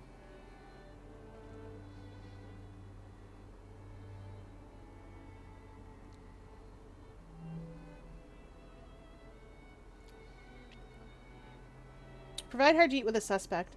I think I can provide Harjeet with a suspect. For now. Can't provide him much more than a suspect.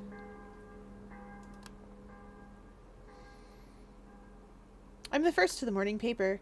The headlines today read, Pallid Playwright's latest piece proscribed, indicted as infernal indoctrination. It continues in that vein. Fernities of Belgrave aggravates audience, arouses anarchy.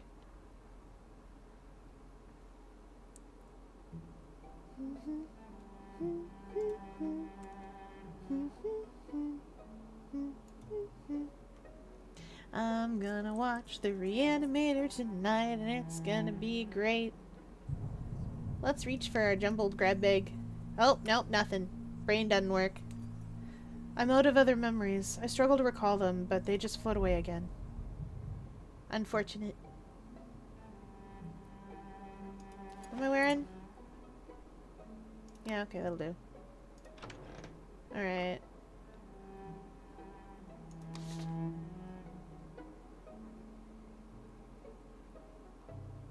I don't know if I have enough.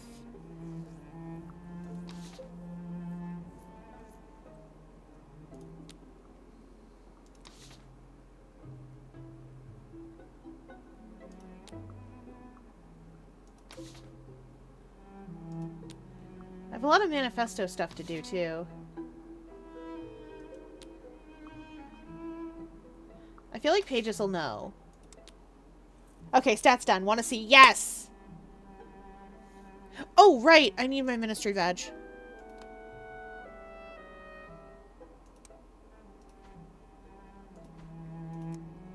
There we go.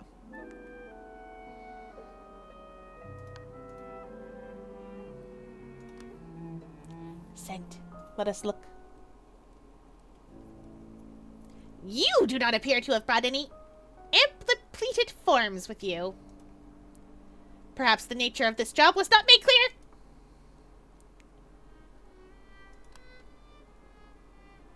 Sorry about that. I swear to do better.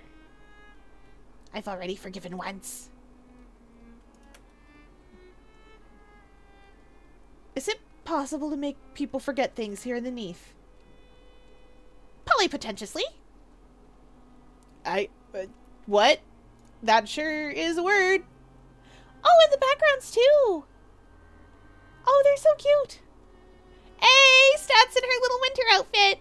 Aww. With a jingly bell. You can't just say that, Mr. Pages. You can say lots of things. I messed up and we're not friends anymore. And I'm not going back to fix it. One may remove one memory, or several, or all. Scrubbing out the mind like an old cup. Or, which is juxtaposited, one may erase the truth entire, converting what was into cold contradiction. But these pens and inks are reserved to the lexilliterate. Not for you! You will go home now! I say farewell and go. Mr. Pages acknowledges my departure with the slightest inclination of its hood. Okay, so it does exist. We can do it. I needed to have made friends with him. You'd never guess why the bell is colored that way. Is that the jingly bell what I ring when I go into Dandy's world? Is that why the bell is that color?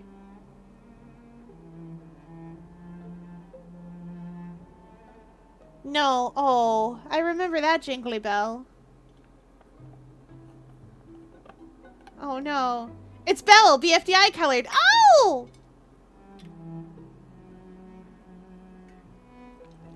I know Belle from The Power of Two! Oh, is there a new episode of that, by the by?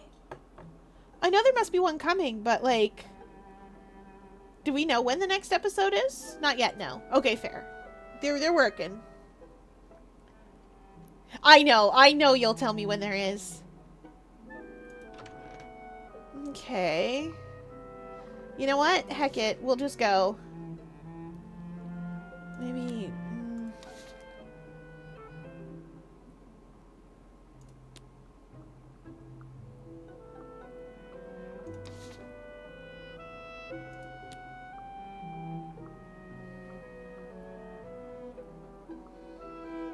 What happens if you click on... Oh, okay.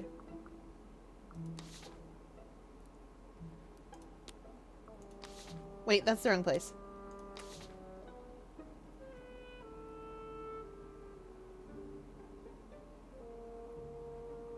Did I interview Phoebe? I haven't interviewed Phoebe yet. I should. There's usually 1 to 2 months wait for episodes. Oh. Oh no. I'm vibing here waiting for 2 months. Ah!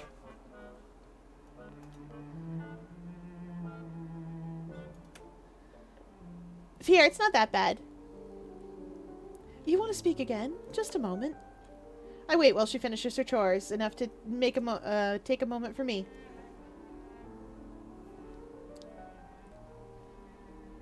Oh! I want to straight accuse her, but I will not.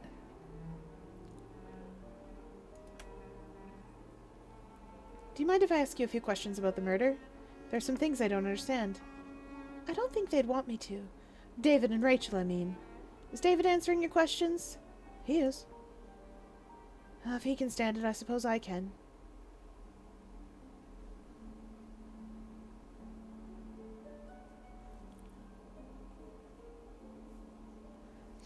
I know she has a motive. It's because she's in love with him. I lay my theory out. I didn't do anything such thing. I never touched Archie's medicine bottle. So if that's where the poison came from, then I'm innocent of all of it.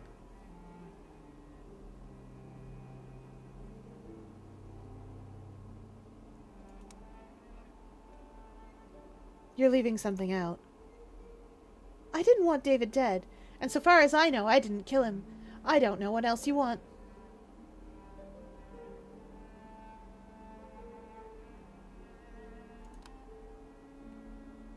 As far as you know, you didn't kill him. Could you have killed him without knowing it? Without being sure of it? It makes no sense, and if somehow it did happen, it still wouldn't be murder. But if it did happen, how did it happen? I made candles. For the whole house, not just for Mr. Landau's room. We put arsenic in them for brightness. They lasted longer that way. It wasn't for murder. There was a suggestion in the paper that we ought to do it. I'd been lighting those candles for months and no harm done.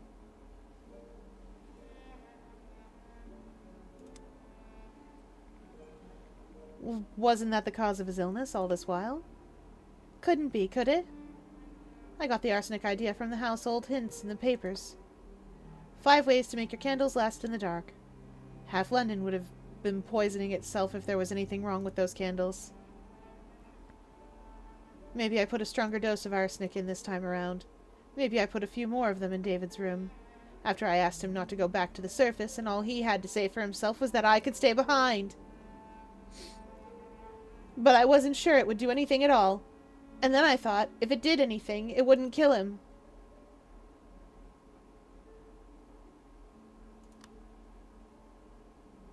So there was an accident, was there? Or something you did in a bad moment, not thinking of the consequence. I didn't poison him. It wasn't me. I don't think it could have been my fault. There wasn't enough in those candles to hurt an insect. And a man doesn't die just because you're thinking harm to him. Ah! Yeah, the Victorian Hellball! Arsenic! Yes! Lovely green wallpaper, you know? Makes beautiful green. Alright, we hydrate. It's chat demands. Hey, arsenic, and its future best friend cousin, radium. Radium glows in the dark, y'all. So if you ever need to be able to read your analog watch, radium glows in the dark quite neatly. And in fact, you should put radium in your soap. It helps you lose weight. And radium in your energizing water. You pour radium in the bowl, and you use the spigot on the outside to pour, or you pour water in the radium bowl. You use the spigot on the outside to get yourself a cup infused with radium, and you drink it. Helps energize ya. All right, we hydrate as Chet demands. Why? Small amounts of arsenic will also help energize you neatly. Very small amounts, though.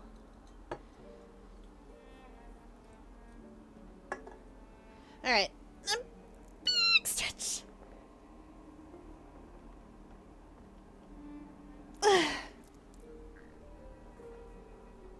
This is unfortunate because I'm very sure that she did this, that she poisoned him, because I can see that she's in love with him.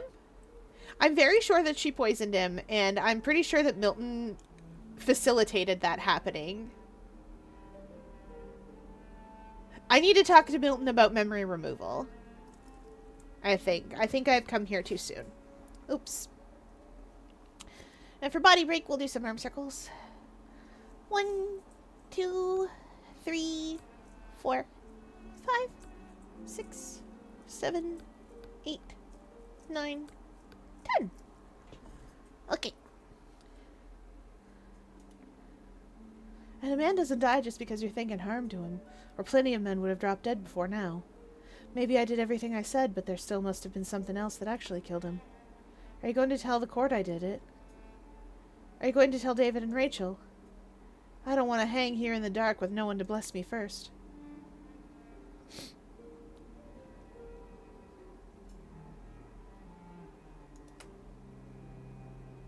I'll find someone for you to speak to before the trial begins. No one should face that trouble unattended. Thank you. Thank you. I won't ask you not to tell the court what you think you know. Most likely you can't do that. And if it was my candle that killed him, then that's better. Better than Archie dying for what he didn't do.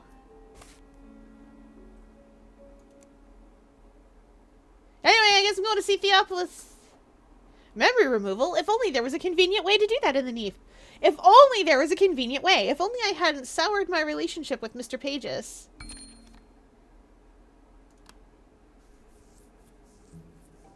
There are so many convenient ways to get things done in the Neef.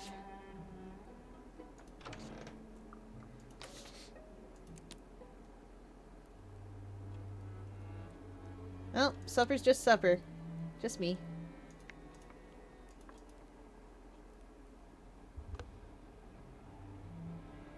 I keep forgetting to talk to people because I get it in my head that I'm going to do... This is my problem with Fallen London, too, which is I get so distracted by trying to do everything that I forget to do anything.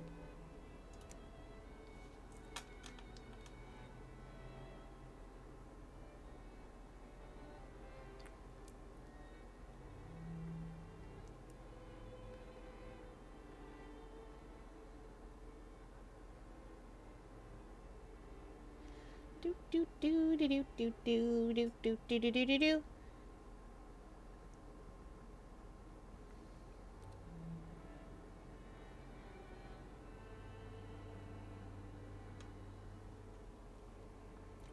Okay. I have so much. We did all that work.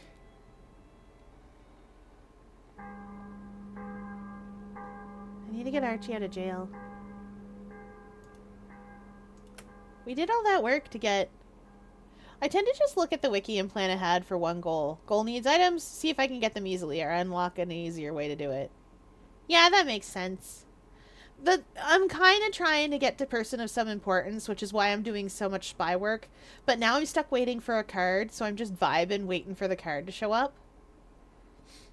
Because I'm getting to person of some importance from spying about it. I already had Master Thief, or, well, I was already working on Master Thief, so I just finished that out. Or, well, got enough ranks in it anyway. But now I have to be a fine piece in the game. Grizz leaves me the newspaper after she's read everything of political import. The headlines today read, Sylvester Lovelace preaches against the ignoble practice of soul donation. Sermon transcribed on page 3. Oh. And you're dead set on the shadowy route? Eh. I don't have most of what I need for the others. I know I could finish doing black ribbon duels, but my dangerous just isn't quite there technically. And I don't remember what the other two needed, but I remember thinking, oh, that's going to take me forever, though. Persuasive is also fun. I like persuading people. Oh, Dangerous is easy to grind. I trust. I trust that. Dangerous does not seem to need a lot of attention to it. Oh, I probably don't have any more memories. And that's fair, because Dangerous is very direct. You punched the thing. Did it work? Congratulations. You did it. Did it not?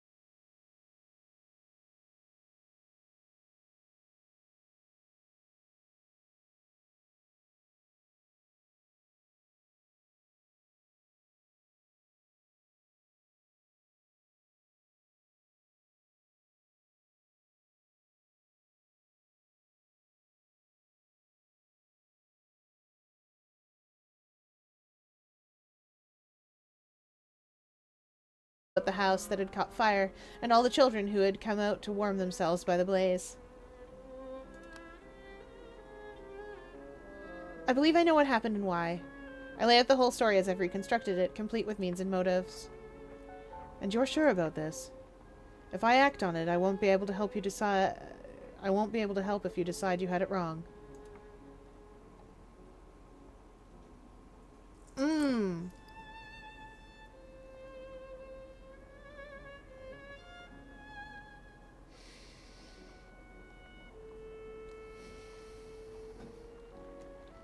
I have other things to do before this trial. I need people to be able to testify for me. I think.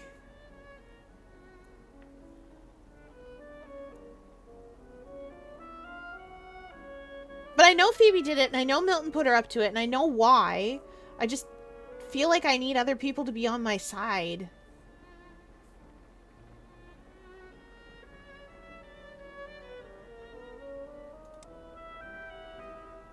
On second thought, I understand.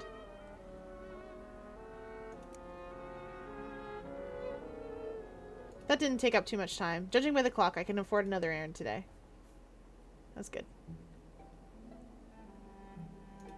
Oh, thank goodness. I can just go.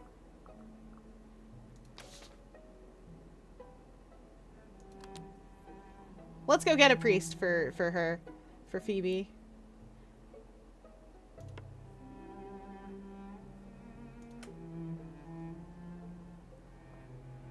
I find Theophilus refilling the baptismal font. With what?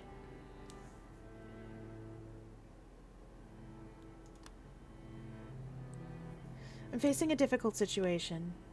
Archie has suggested I help identify the person who killed David Landau, whether or not that was really Archie. But if I do that, someone might be hanged or imprisoned for life. That leaves me with some extra obligation to see that person has someone for counsel and comfort. And it seemed to me that that might be in your line. It is the sort of thing a pastor ought to help with. At the moment, I'm little use to anyone in that part of my vocation. Is there anything amiss? Horatia mentioned that you had changed the direction of your sermons, that you were calling for the parish to fling itself into good works with wild abandon. Really, there's no cause for alarm.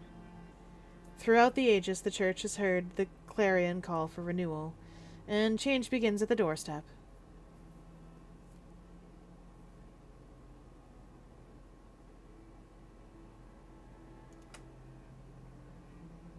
Are you frightened too?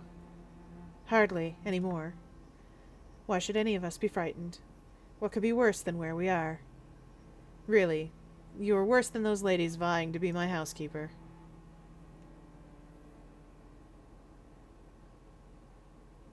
Oh, I'm gonna push it.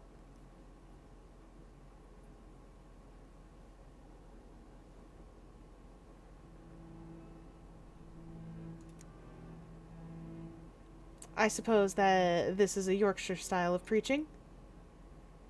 The difficulty is that I can no longer pray. Anyone can mumble psalms, but a man without a soul? There's nothing in the good book for him. Pardon, sir! Pardon, sir! Welcome back, Val! The priest has sold his soul! Fantastic. This ain't St. Dunstan's. What'd you do, buddy?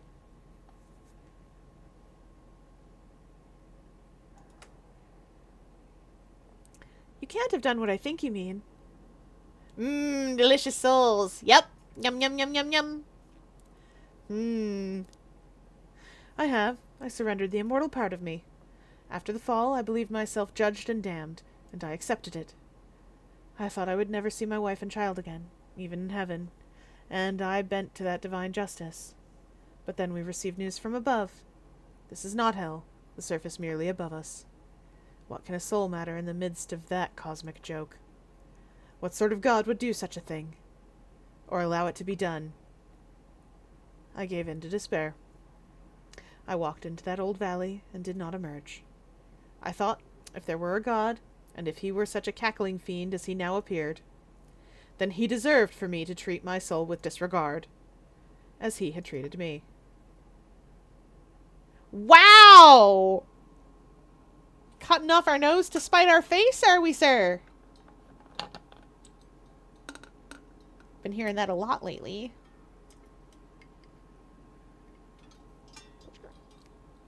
I had to have aquarium staff explain it to me because I don't have a nose. And I am all face. And to be fair, my primary method of go away is to rip a regenerating tentacle off of myself and throw it as far as I can. Well, technically that's not my primary method of getting away, I suppose. Technically that's more my closer to the surface cousins. Not that I can't, just that I have other better methods of swimming away. Called swimming away. And it's dark in the sea. I went to Milton, of course. I attended his salon and made him the offer afterward. But now...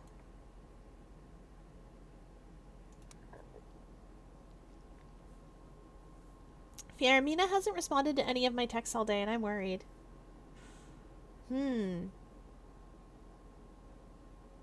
Is she out doing stuff or something?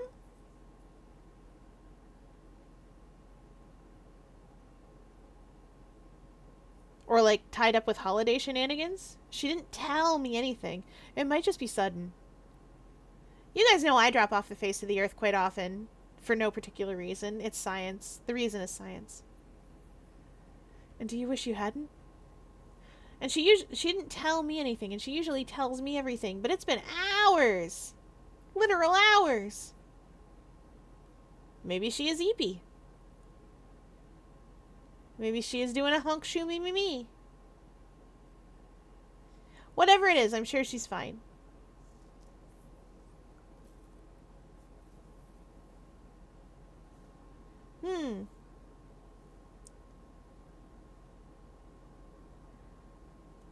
I'm sure she's fine. Just caught up or out of service or something. Do you wish you hadn't? It was a moment of perfect clarity. To know nothing was as I'd thought. And if so, what does God care for me? In that realization, an action suggested itself. I wish I could, but I can't repent that moment of understanding, even as it already fades from me. If Anne were alive, I would never have succumbed. She was like the ballast of a ship, never permitting me to go to extremes of feeling. Everything has changed, and yet nothing has. I ought to be dead, without a soul. Yet I walk, I persist, I feel scarcely different. Except now I know that I am a fool. My soul is in Milton's keeping now. Could you ask for it back?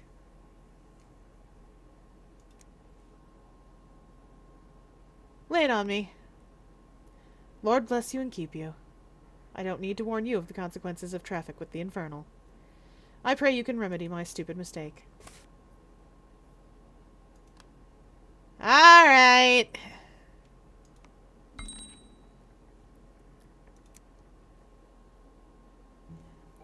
Hey, it's okay. No need to panic.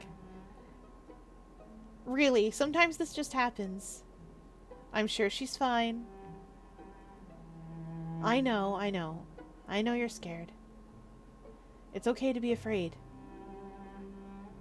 I get scared when I don't hear from you for too long, because I know you're, like, basically always online.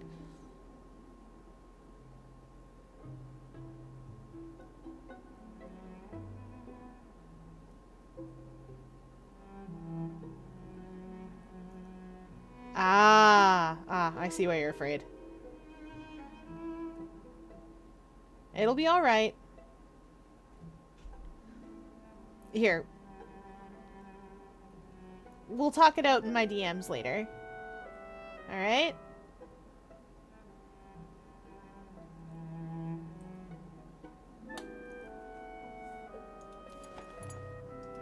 Now, what was I doing? Oh yeah, probably on an adventure.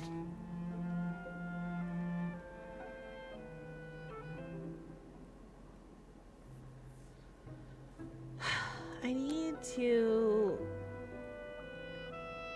There must be something.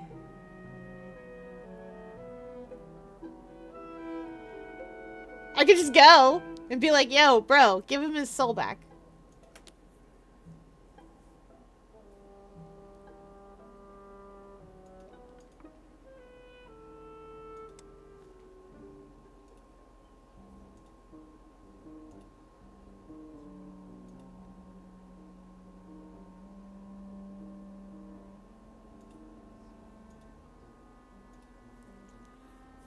Hello. To what do I owe the pleasure? I understand that you took the vicar's soul. A moment. This is not a negotiation for me alone. I explained my business here a second time. The priest gave us his soul willingly. We did not have to ask. Even Virginia has to ask ordinarily. He ranted and railed about, what was it, Milton? The indifference of an uncaring creator, who condemned his subjects to an existence without meaning. We devils have some experience there. He did not appreciate the comparison.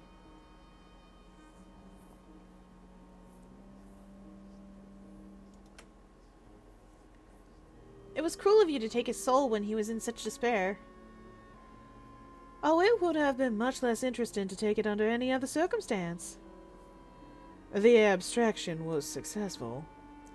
He would have experienced it as a sleep. A cessation, though impermanent.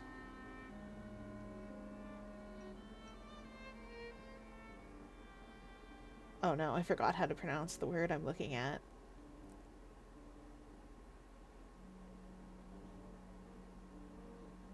An interrogum. Perhaps, though, like the princess, it will not return. Which is to say, his soul remains amongst our possessions.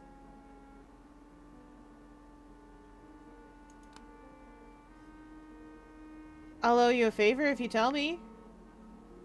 Whatever you wish to collect. Delicious. I promise to hold you to it. Very well. We are not generally in the business of returning souls. Why do you even want it?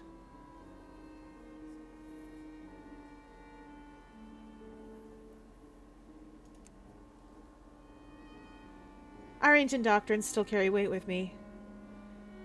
Virginia, would you entertain our guest? I shall only be a moment. He produces a bottle, azure blue, in which something bobs, pale as a ghost. Oh, it's a brilliant soul! The soul of one Theophilus, abstracted and now returned. It is not to be imbibed. Proximity and affinity will suffice for its restoration. Now, unless there is anything else...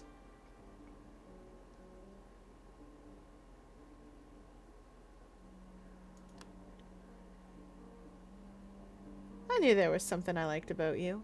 Oh, thank you. Don't expect the favor to be repeated. Am I in the way of your important work? Silence falls.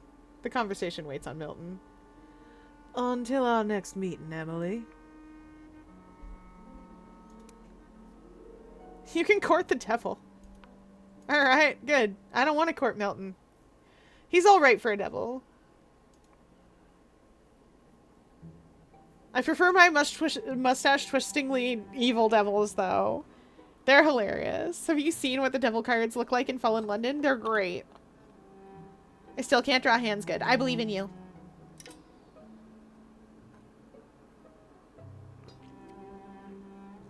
You're getting better at them.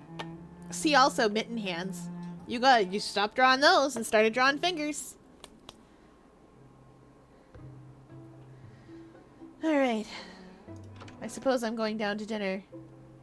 Then I'll take I'll get his soul back to him. I'm getting better slightly in general, though. Yeah!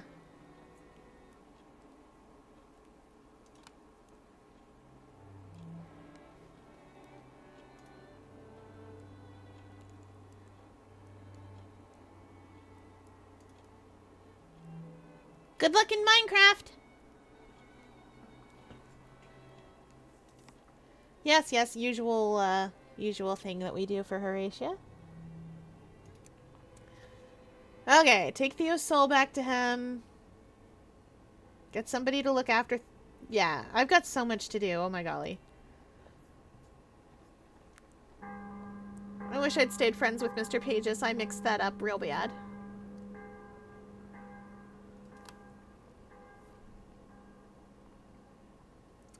I get to the morning newspaper after Grizz is done with it. The headlines today read, Initial exploration of sunken parliament retrieves prelapsarian artifacts. Speaker's mace, Jubilee crockery, ministerial remains, pig, deceased.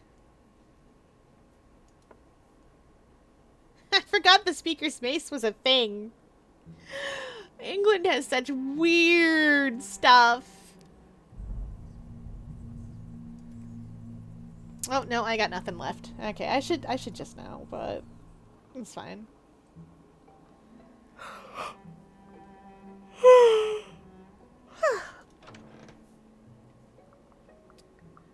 Alright, let's head straight on over here.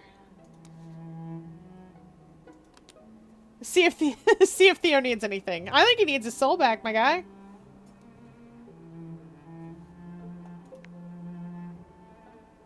I'm good how I am. I find Theophilus reviewing the notes on his sermon. Now don't lose this again. I was able to find something you're missing.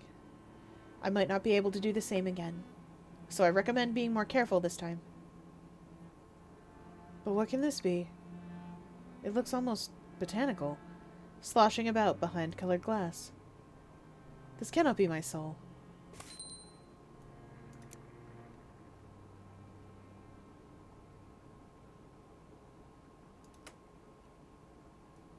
Did you expect the intangible? Ezekiel, the soul that sinneth, it shall die. And Matthew instructs us, fear him which is able to destroy both soul and body in hell. But also, verbum caro factum est. The Spirit is the Word, which is God made flesh. I suppose I am amazed to see anything at all. It is pale, almost translucent. The bottle is a fine example of the glazier's art. As though to contain something precious or expensive. There was a fork involved. I do not recall the details. There are no incisions upon my body. Unlike our Lord, I remain intact. Yeah, presumably they forked it out your nose. Could it be my soul?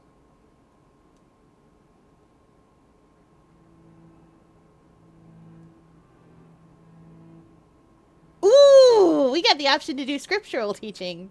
Beautiful.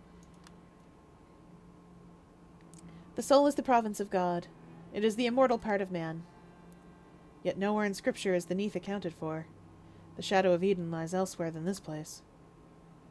What else might be permissible here, then? Also, chat, I have literally just now noticed the saddest little Christmas tree attempt that I have ever seen in my life right behind this man, and I love it. We had a much better Christmas tree this year in London. It was way better than this.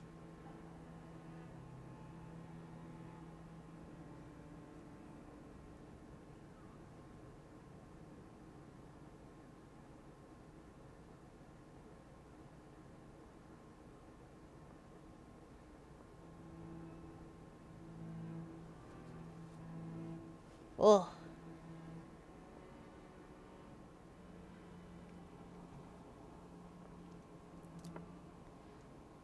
No, I cannot believe this pallid thing is my soul. Okay, but I can just open the box. I feel... Wait. The contract. Lord Jesus, forgive me, but I signed one of their contracts. I am loath to ask for further assistance, but I dare not leave them with any avenue. And perhaps it might explain the mystery of this thing they have sent back to me. If it helps to talk about it, please do go on. Thank you, you're very kind. I barely glanced at the page. I was so eager to have it done. I have imposed already, but I need to know what this means, so I can reckon my standing with the Almighty. Alright, fine, buddy. I'll go get your contract. I'll see what can be done.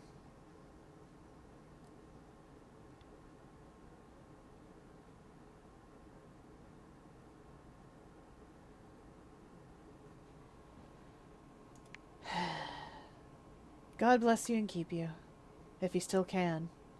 I shall continue my duties in the meantime. There seems little point in stopping now.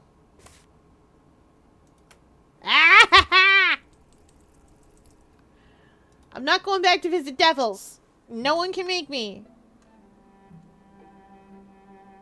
I ain't gone.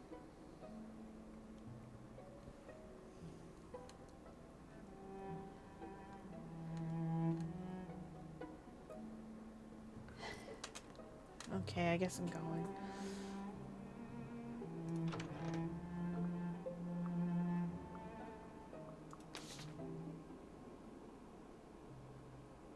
I'm not doing that. Okay, I need...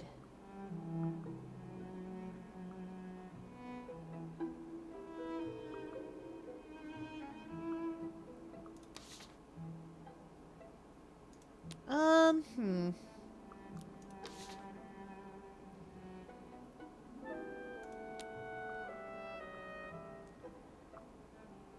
There must be somebody who can help with...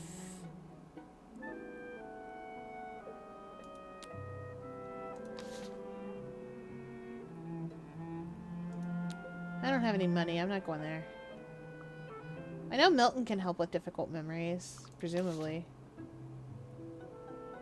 But I've talked to the devils a lot already. Alright, back to work. It's beautiful. What do you mean?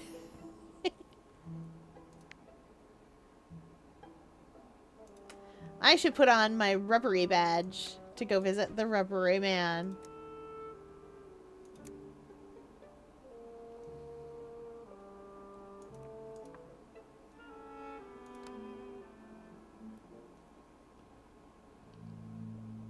Badachikan burbles a greeting. I met Barkujin. She's working in London at a shop. Badachikan makes a hoot of interest, followed by the honks of indifference. The honks of indifference. Beautiful. Badachikan makes a wheezing hoot that is followed by a single lonely warble. I think he might mean that he does not imagine she will agree. But if she is sincere and contrite, he is not a rubbery prone to grudges. For a moment, no one speaks.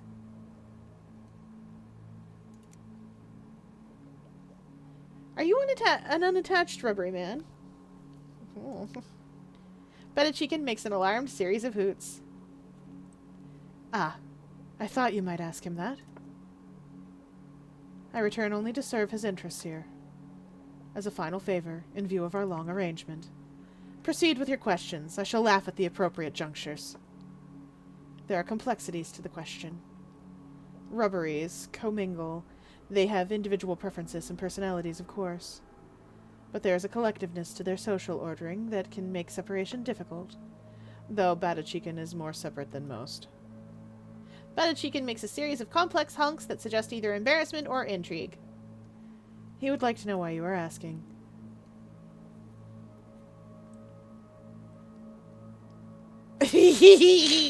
I'm gonna court the fish... No. No, I'm courting the doctor. I'm gonna court the fishman later with a different character. Court. I just wanted to know. No reason in particular. Badachikan makes a seductive warble. Barkujin giggles. Ahem. He says you are welcome to revisit the topic if you so ever choose. Something slimy attaches itself to my shoulder. Badachikan makes a curious squalling noise emerging from somewhere below the neck. I think he is trying to decide something about me, or perhaps indicating that I should come again. It is a long way back up to London.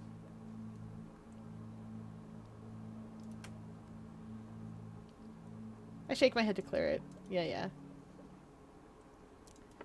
Alright, time to go for food. I'm having a lovely time.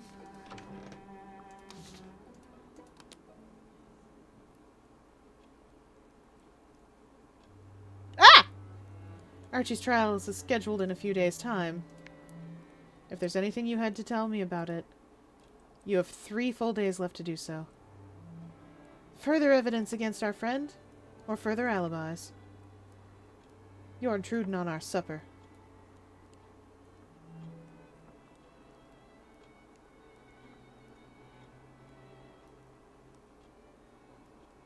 Okay, we are on a time limit. But I don't have everything I need, and I don't know how to get it. I've worked out the truth. I'll bring it to you. You know where to find me. This would not be necessary if he'd given us a warning. Archie could have gone into hiding. There are ways under the city, within it.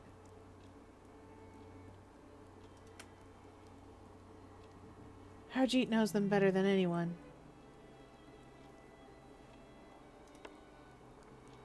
I have no patience coming here, putting the responsibility on us. If he has a bad conscience, let him repair the damage himself.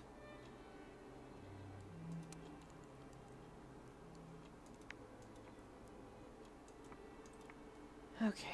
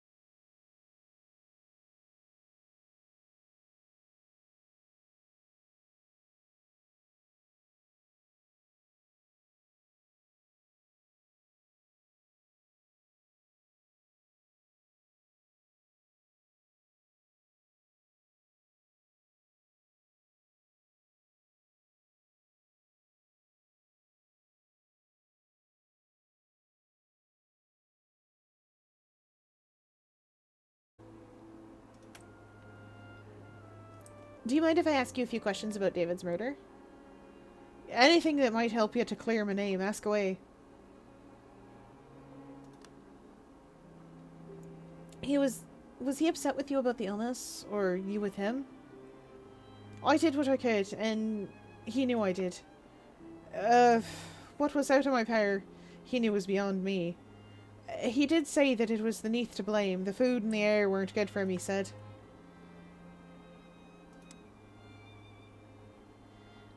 Do we know if it was murder? David Landau was already sickly. If he hadn't been ill, he wouldn't have needed your service in the first place. His illness was not the sort to kill a man. It was not more than a complaint of the digestion. Should not have ended his life. Certainly not all of a sudden.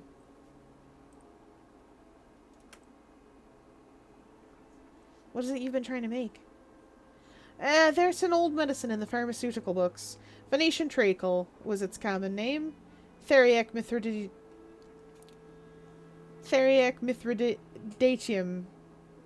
To those that had some teaching. It's said to cure every sort of ailment at once. And ward off poisons too, while you're about it.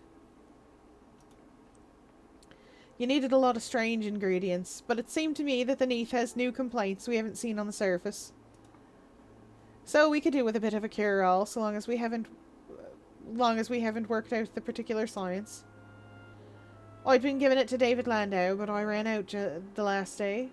Had to give him our usual stomach settler instead. Nothing I'd not given to anyone and everyone. Could anyone have gotten a slug of rat poison into your medicine? Aye, they could, I suppose.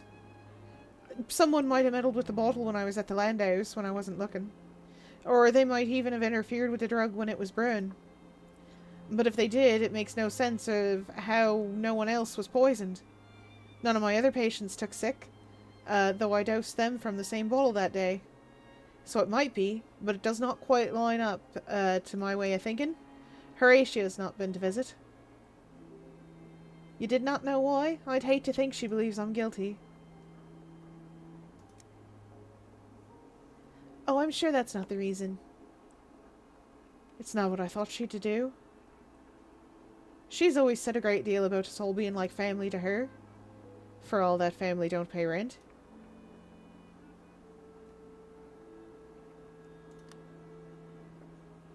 I wish them both a good morning. Visit as often as you have a mind to. There's not much entertainment within.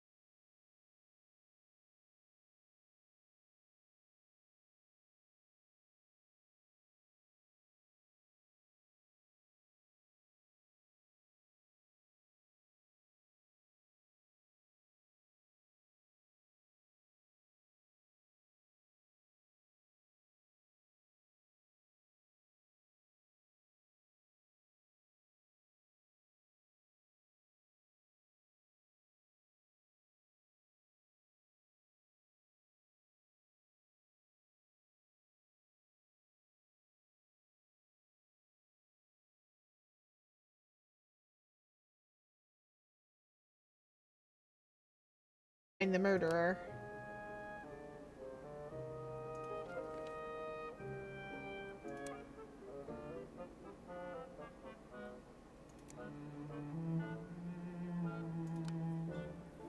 Ah!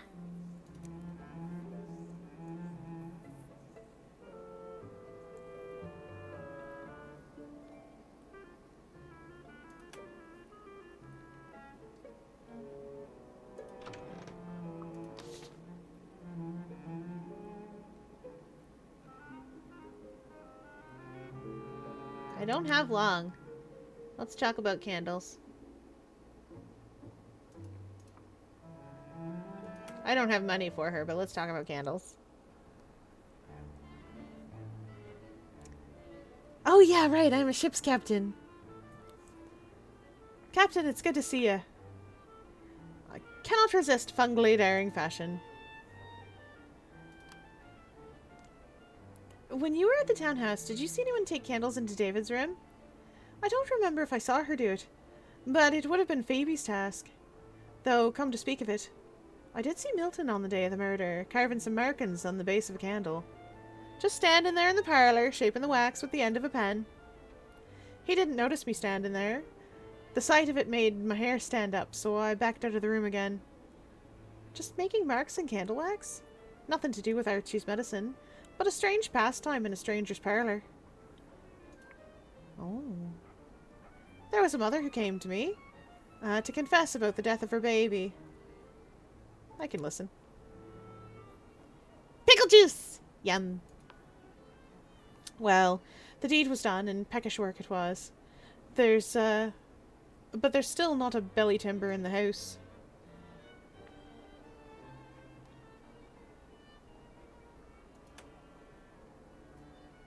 It's all right. Put it out. I asked her what she did with the body. Got a nice casket for it or the like. How she said it was, I already learned to roast a cat. Oh! Right!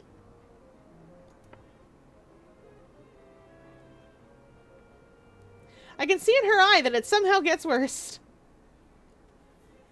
And then David Landau returned from the boat with all his teeth and hair. But a person making that return with the choice cuts a peck missed out. The spectacle isn't a gladsome sight to the mum's eye. Be that how it may, Hallowmas alone was not enough for that woman. We had to take the memory out clean, which is a matter I'd not have known to do above.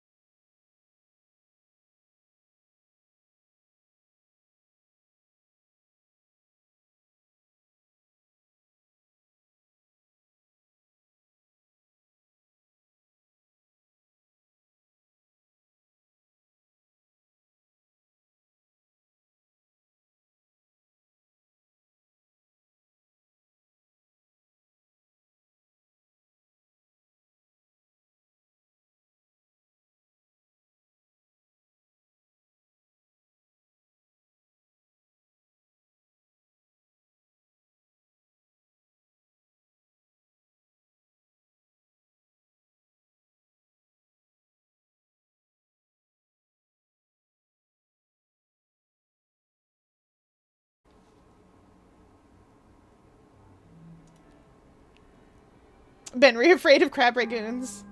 Beautiful. Okay, there's like 2 days remaining in the season of Yule. I've got to get everything done, like, today. Let's go talk to Ferret. As usual, I resort to the morning papers. The headlines today read, "Imports from above, silks, confections, and a full supply of crickets." Crickets? Okay.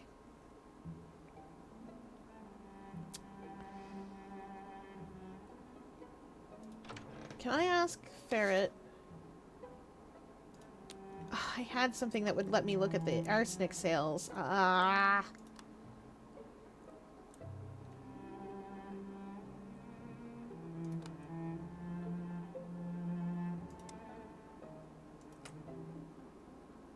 Will this let me talk to my boy Ferret? Boy gender neutral. No. I don't remember how I got it.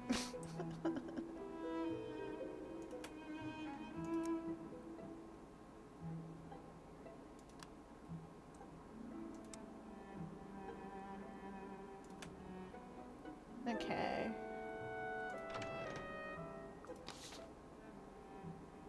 Yes!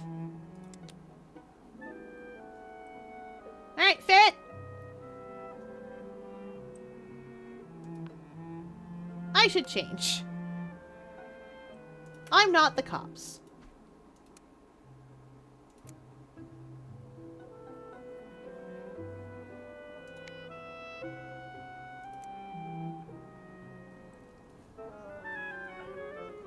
Happy Yuletide, Emily. Hope you're keeping fed.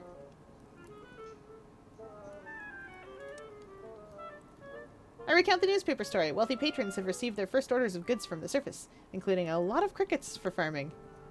I make the story as engaging as I can, etc., etc. Ah, people are having a hard time adjusting to the new order of things. Not me, though. Easier to see in the dark. I agree entirely. Ferret appears to recognize some common strand between us. Even if you're not looking for immediate eradication, maybe you're in the market for a cage. I got all sizes. I could do you something for birds, bats, crickets. Ask whether there's a lot of market for cricket cages. Do you sell many cricket cages? More than I did before the fall. Crickets can be eaten, apparently. Well, maybe with wild honey in the manner of John the Baptist. Can't say I'm an expert in Mr. the Baptist victuals. You sell a good bit of poison here. Anyone ever want to use it for something unusual? Only for things that want poisoning. Or other purposes, now and then. One of them, broadsheets, put out a household hint just after the fall. Put arsenic in your candles and they'll burn brighter and longer, so it said. That was a good week. Everyone needs candles. I nod at Ferret's updated sign. Times are changing, I see. Well, the sign was giving me a bit of professional headache, truth be told. Hard to look myself in the eye at the end of a day's work. No. Little delayed in my panic.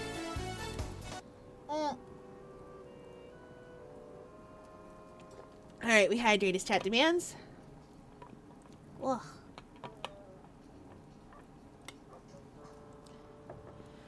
And a big stretch.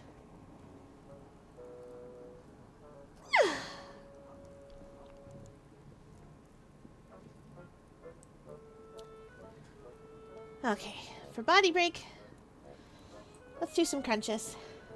1, 2, 3, 4, 5, 6, 7, 8, 9, 10. Got excited about 8 because I have 8 many legs.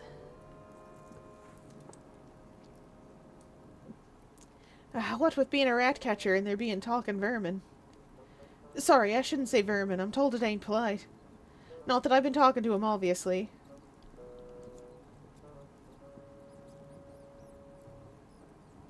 Question whether rats have any notion of etiquette anyway.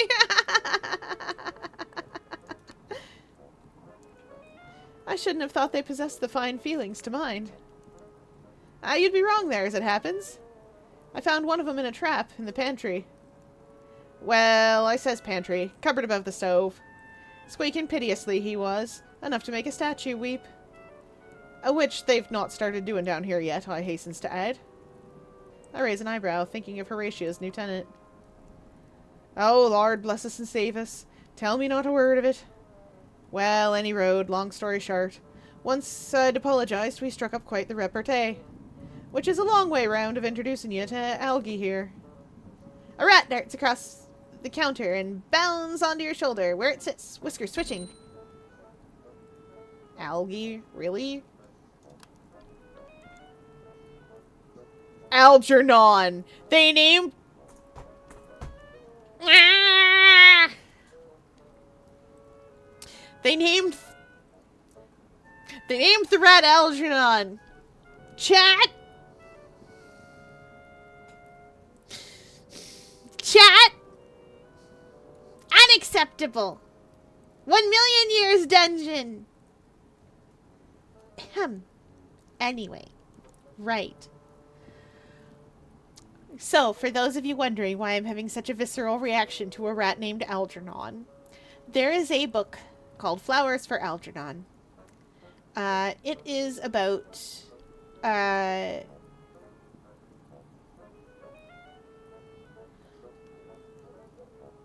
don't know how to explain this in proper words. But effectively, it is about a man who is a test subject for an experimental drug that, well, I would have put it makes you smart. That isn't quite right. But that's kind of how the book puts it, because you've got to remember, it was written a long time ago. And I can't believe I'm saying that about, like, the 70s. The 1970s. But the story is thus. He starts out thoroughly developmentally challenged. And just going about his life. And they test this drug on a rat named Algernon first to see if they can make the rat smarter. And then that works, and then they move on to human testing, and they tested on him, on our main character. And the problem is that eventually the drug isn't permanent. It wears off eventually. I don't remember if it was that it couldn't be used again exactly, but I remember that story, and I remember being super upset by it, because basically the moral of the story is, well, it doesn't really have one. I mean, I suppose it does, but I don't think I like it very well. The idea is that he's more miserable having been smart for a little while and having it taken away, because now he can tell when people are being mean to him, and so on. And I'm just there like, interesting. I don't like this book. Anyway, the rat's named Algernon after that book, presumably. I do beg your pardon. It's just easier to make myself heard from up here. And it is not algae, Ratcatcher. That sounds like something one finds in the common sort of pond. My name is Algernon. Anyway, a very good day to you, friend de Ferret.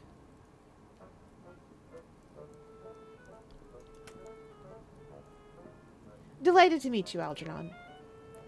A pleasure to meet someone for whom the Queen's comes naturally. Hey, there's nothing wrong with me English. Before all this, I lodged at Westminster School. This has all been quite the shock, let me tell you. Hey, some of us had to work for our education. Funnier people about rats still, in spite of the talking. I wondered about finding a means of legitimizing them. The church, perhaps? Imagine vergers with whiskers. Well, more whiskers. Oh, I couldn't imagine a better sign of the times being changed than getting rats in pews. Course, we'd need to make it official. Get some kind of presbyteriate. Oh, sorry, presbyteriate. That's not the word. What was it you said about the who's it? Precedent. That's it. We need one of them to make the rats nice and official.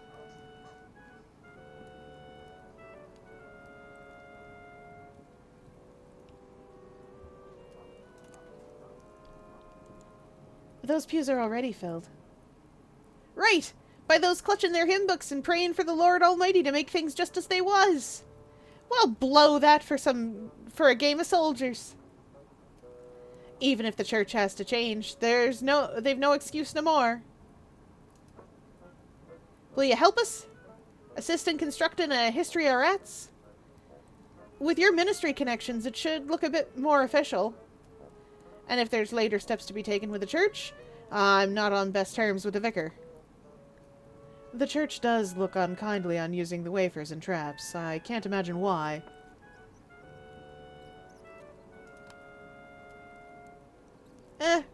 Might as well. I'll consider a story of how rats came to know language. Knew you'd come through! Make it seem innocent, eh? But not too subservient. A story that'll make talking rats acceptable to the church and who's it, and what's it. Maybe they was leftovers from Noah's time, or some holy fool found her way down here and doled 'em out of squeak property. Goodbye for now, Algie! Enjoy your time with your new pal! I tolerate this indignity only if it means alternate companionship. I shall miss you too.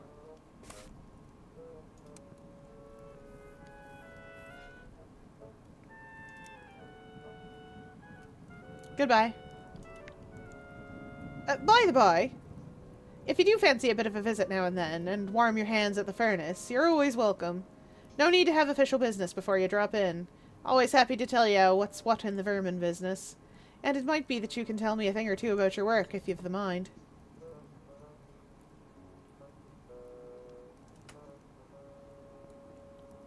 I'd like that. We'll see what comes of this then, shall we?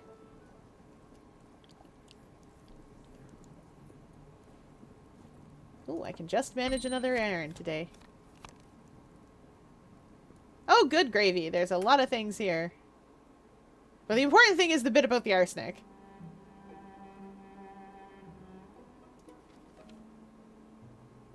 Oh, no.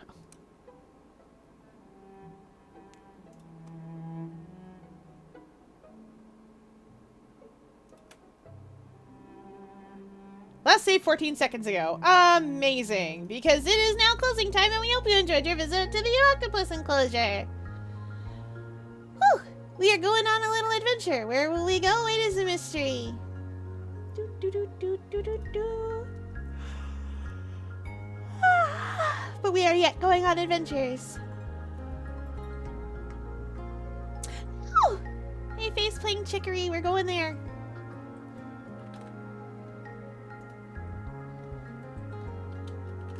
I love chicory. Alright, that is it for tonight, everybody. I will see you all tomorrow. Thanks for playing along with me, everybody.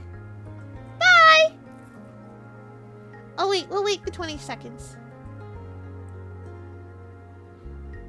Because I can see. We'll wait a few seconds more. Because I can see A-Face counting down.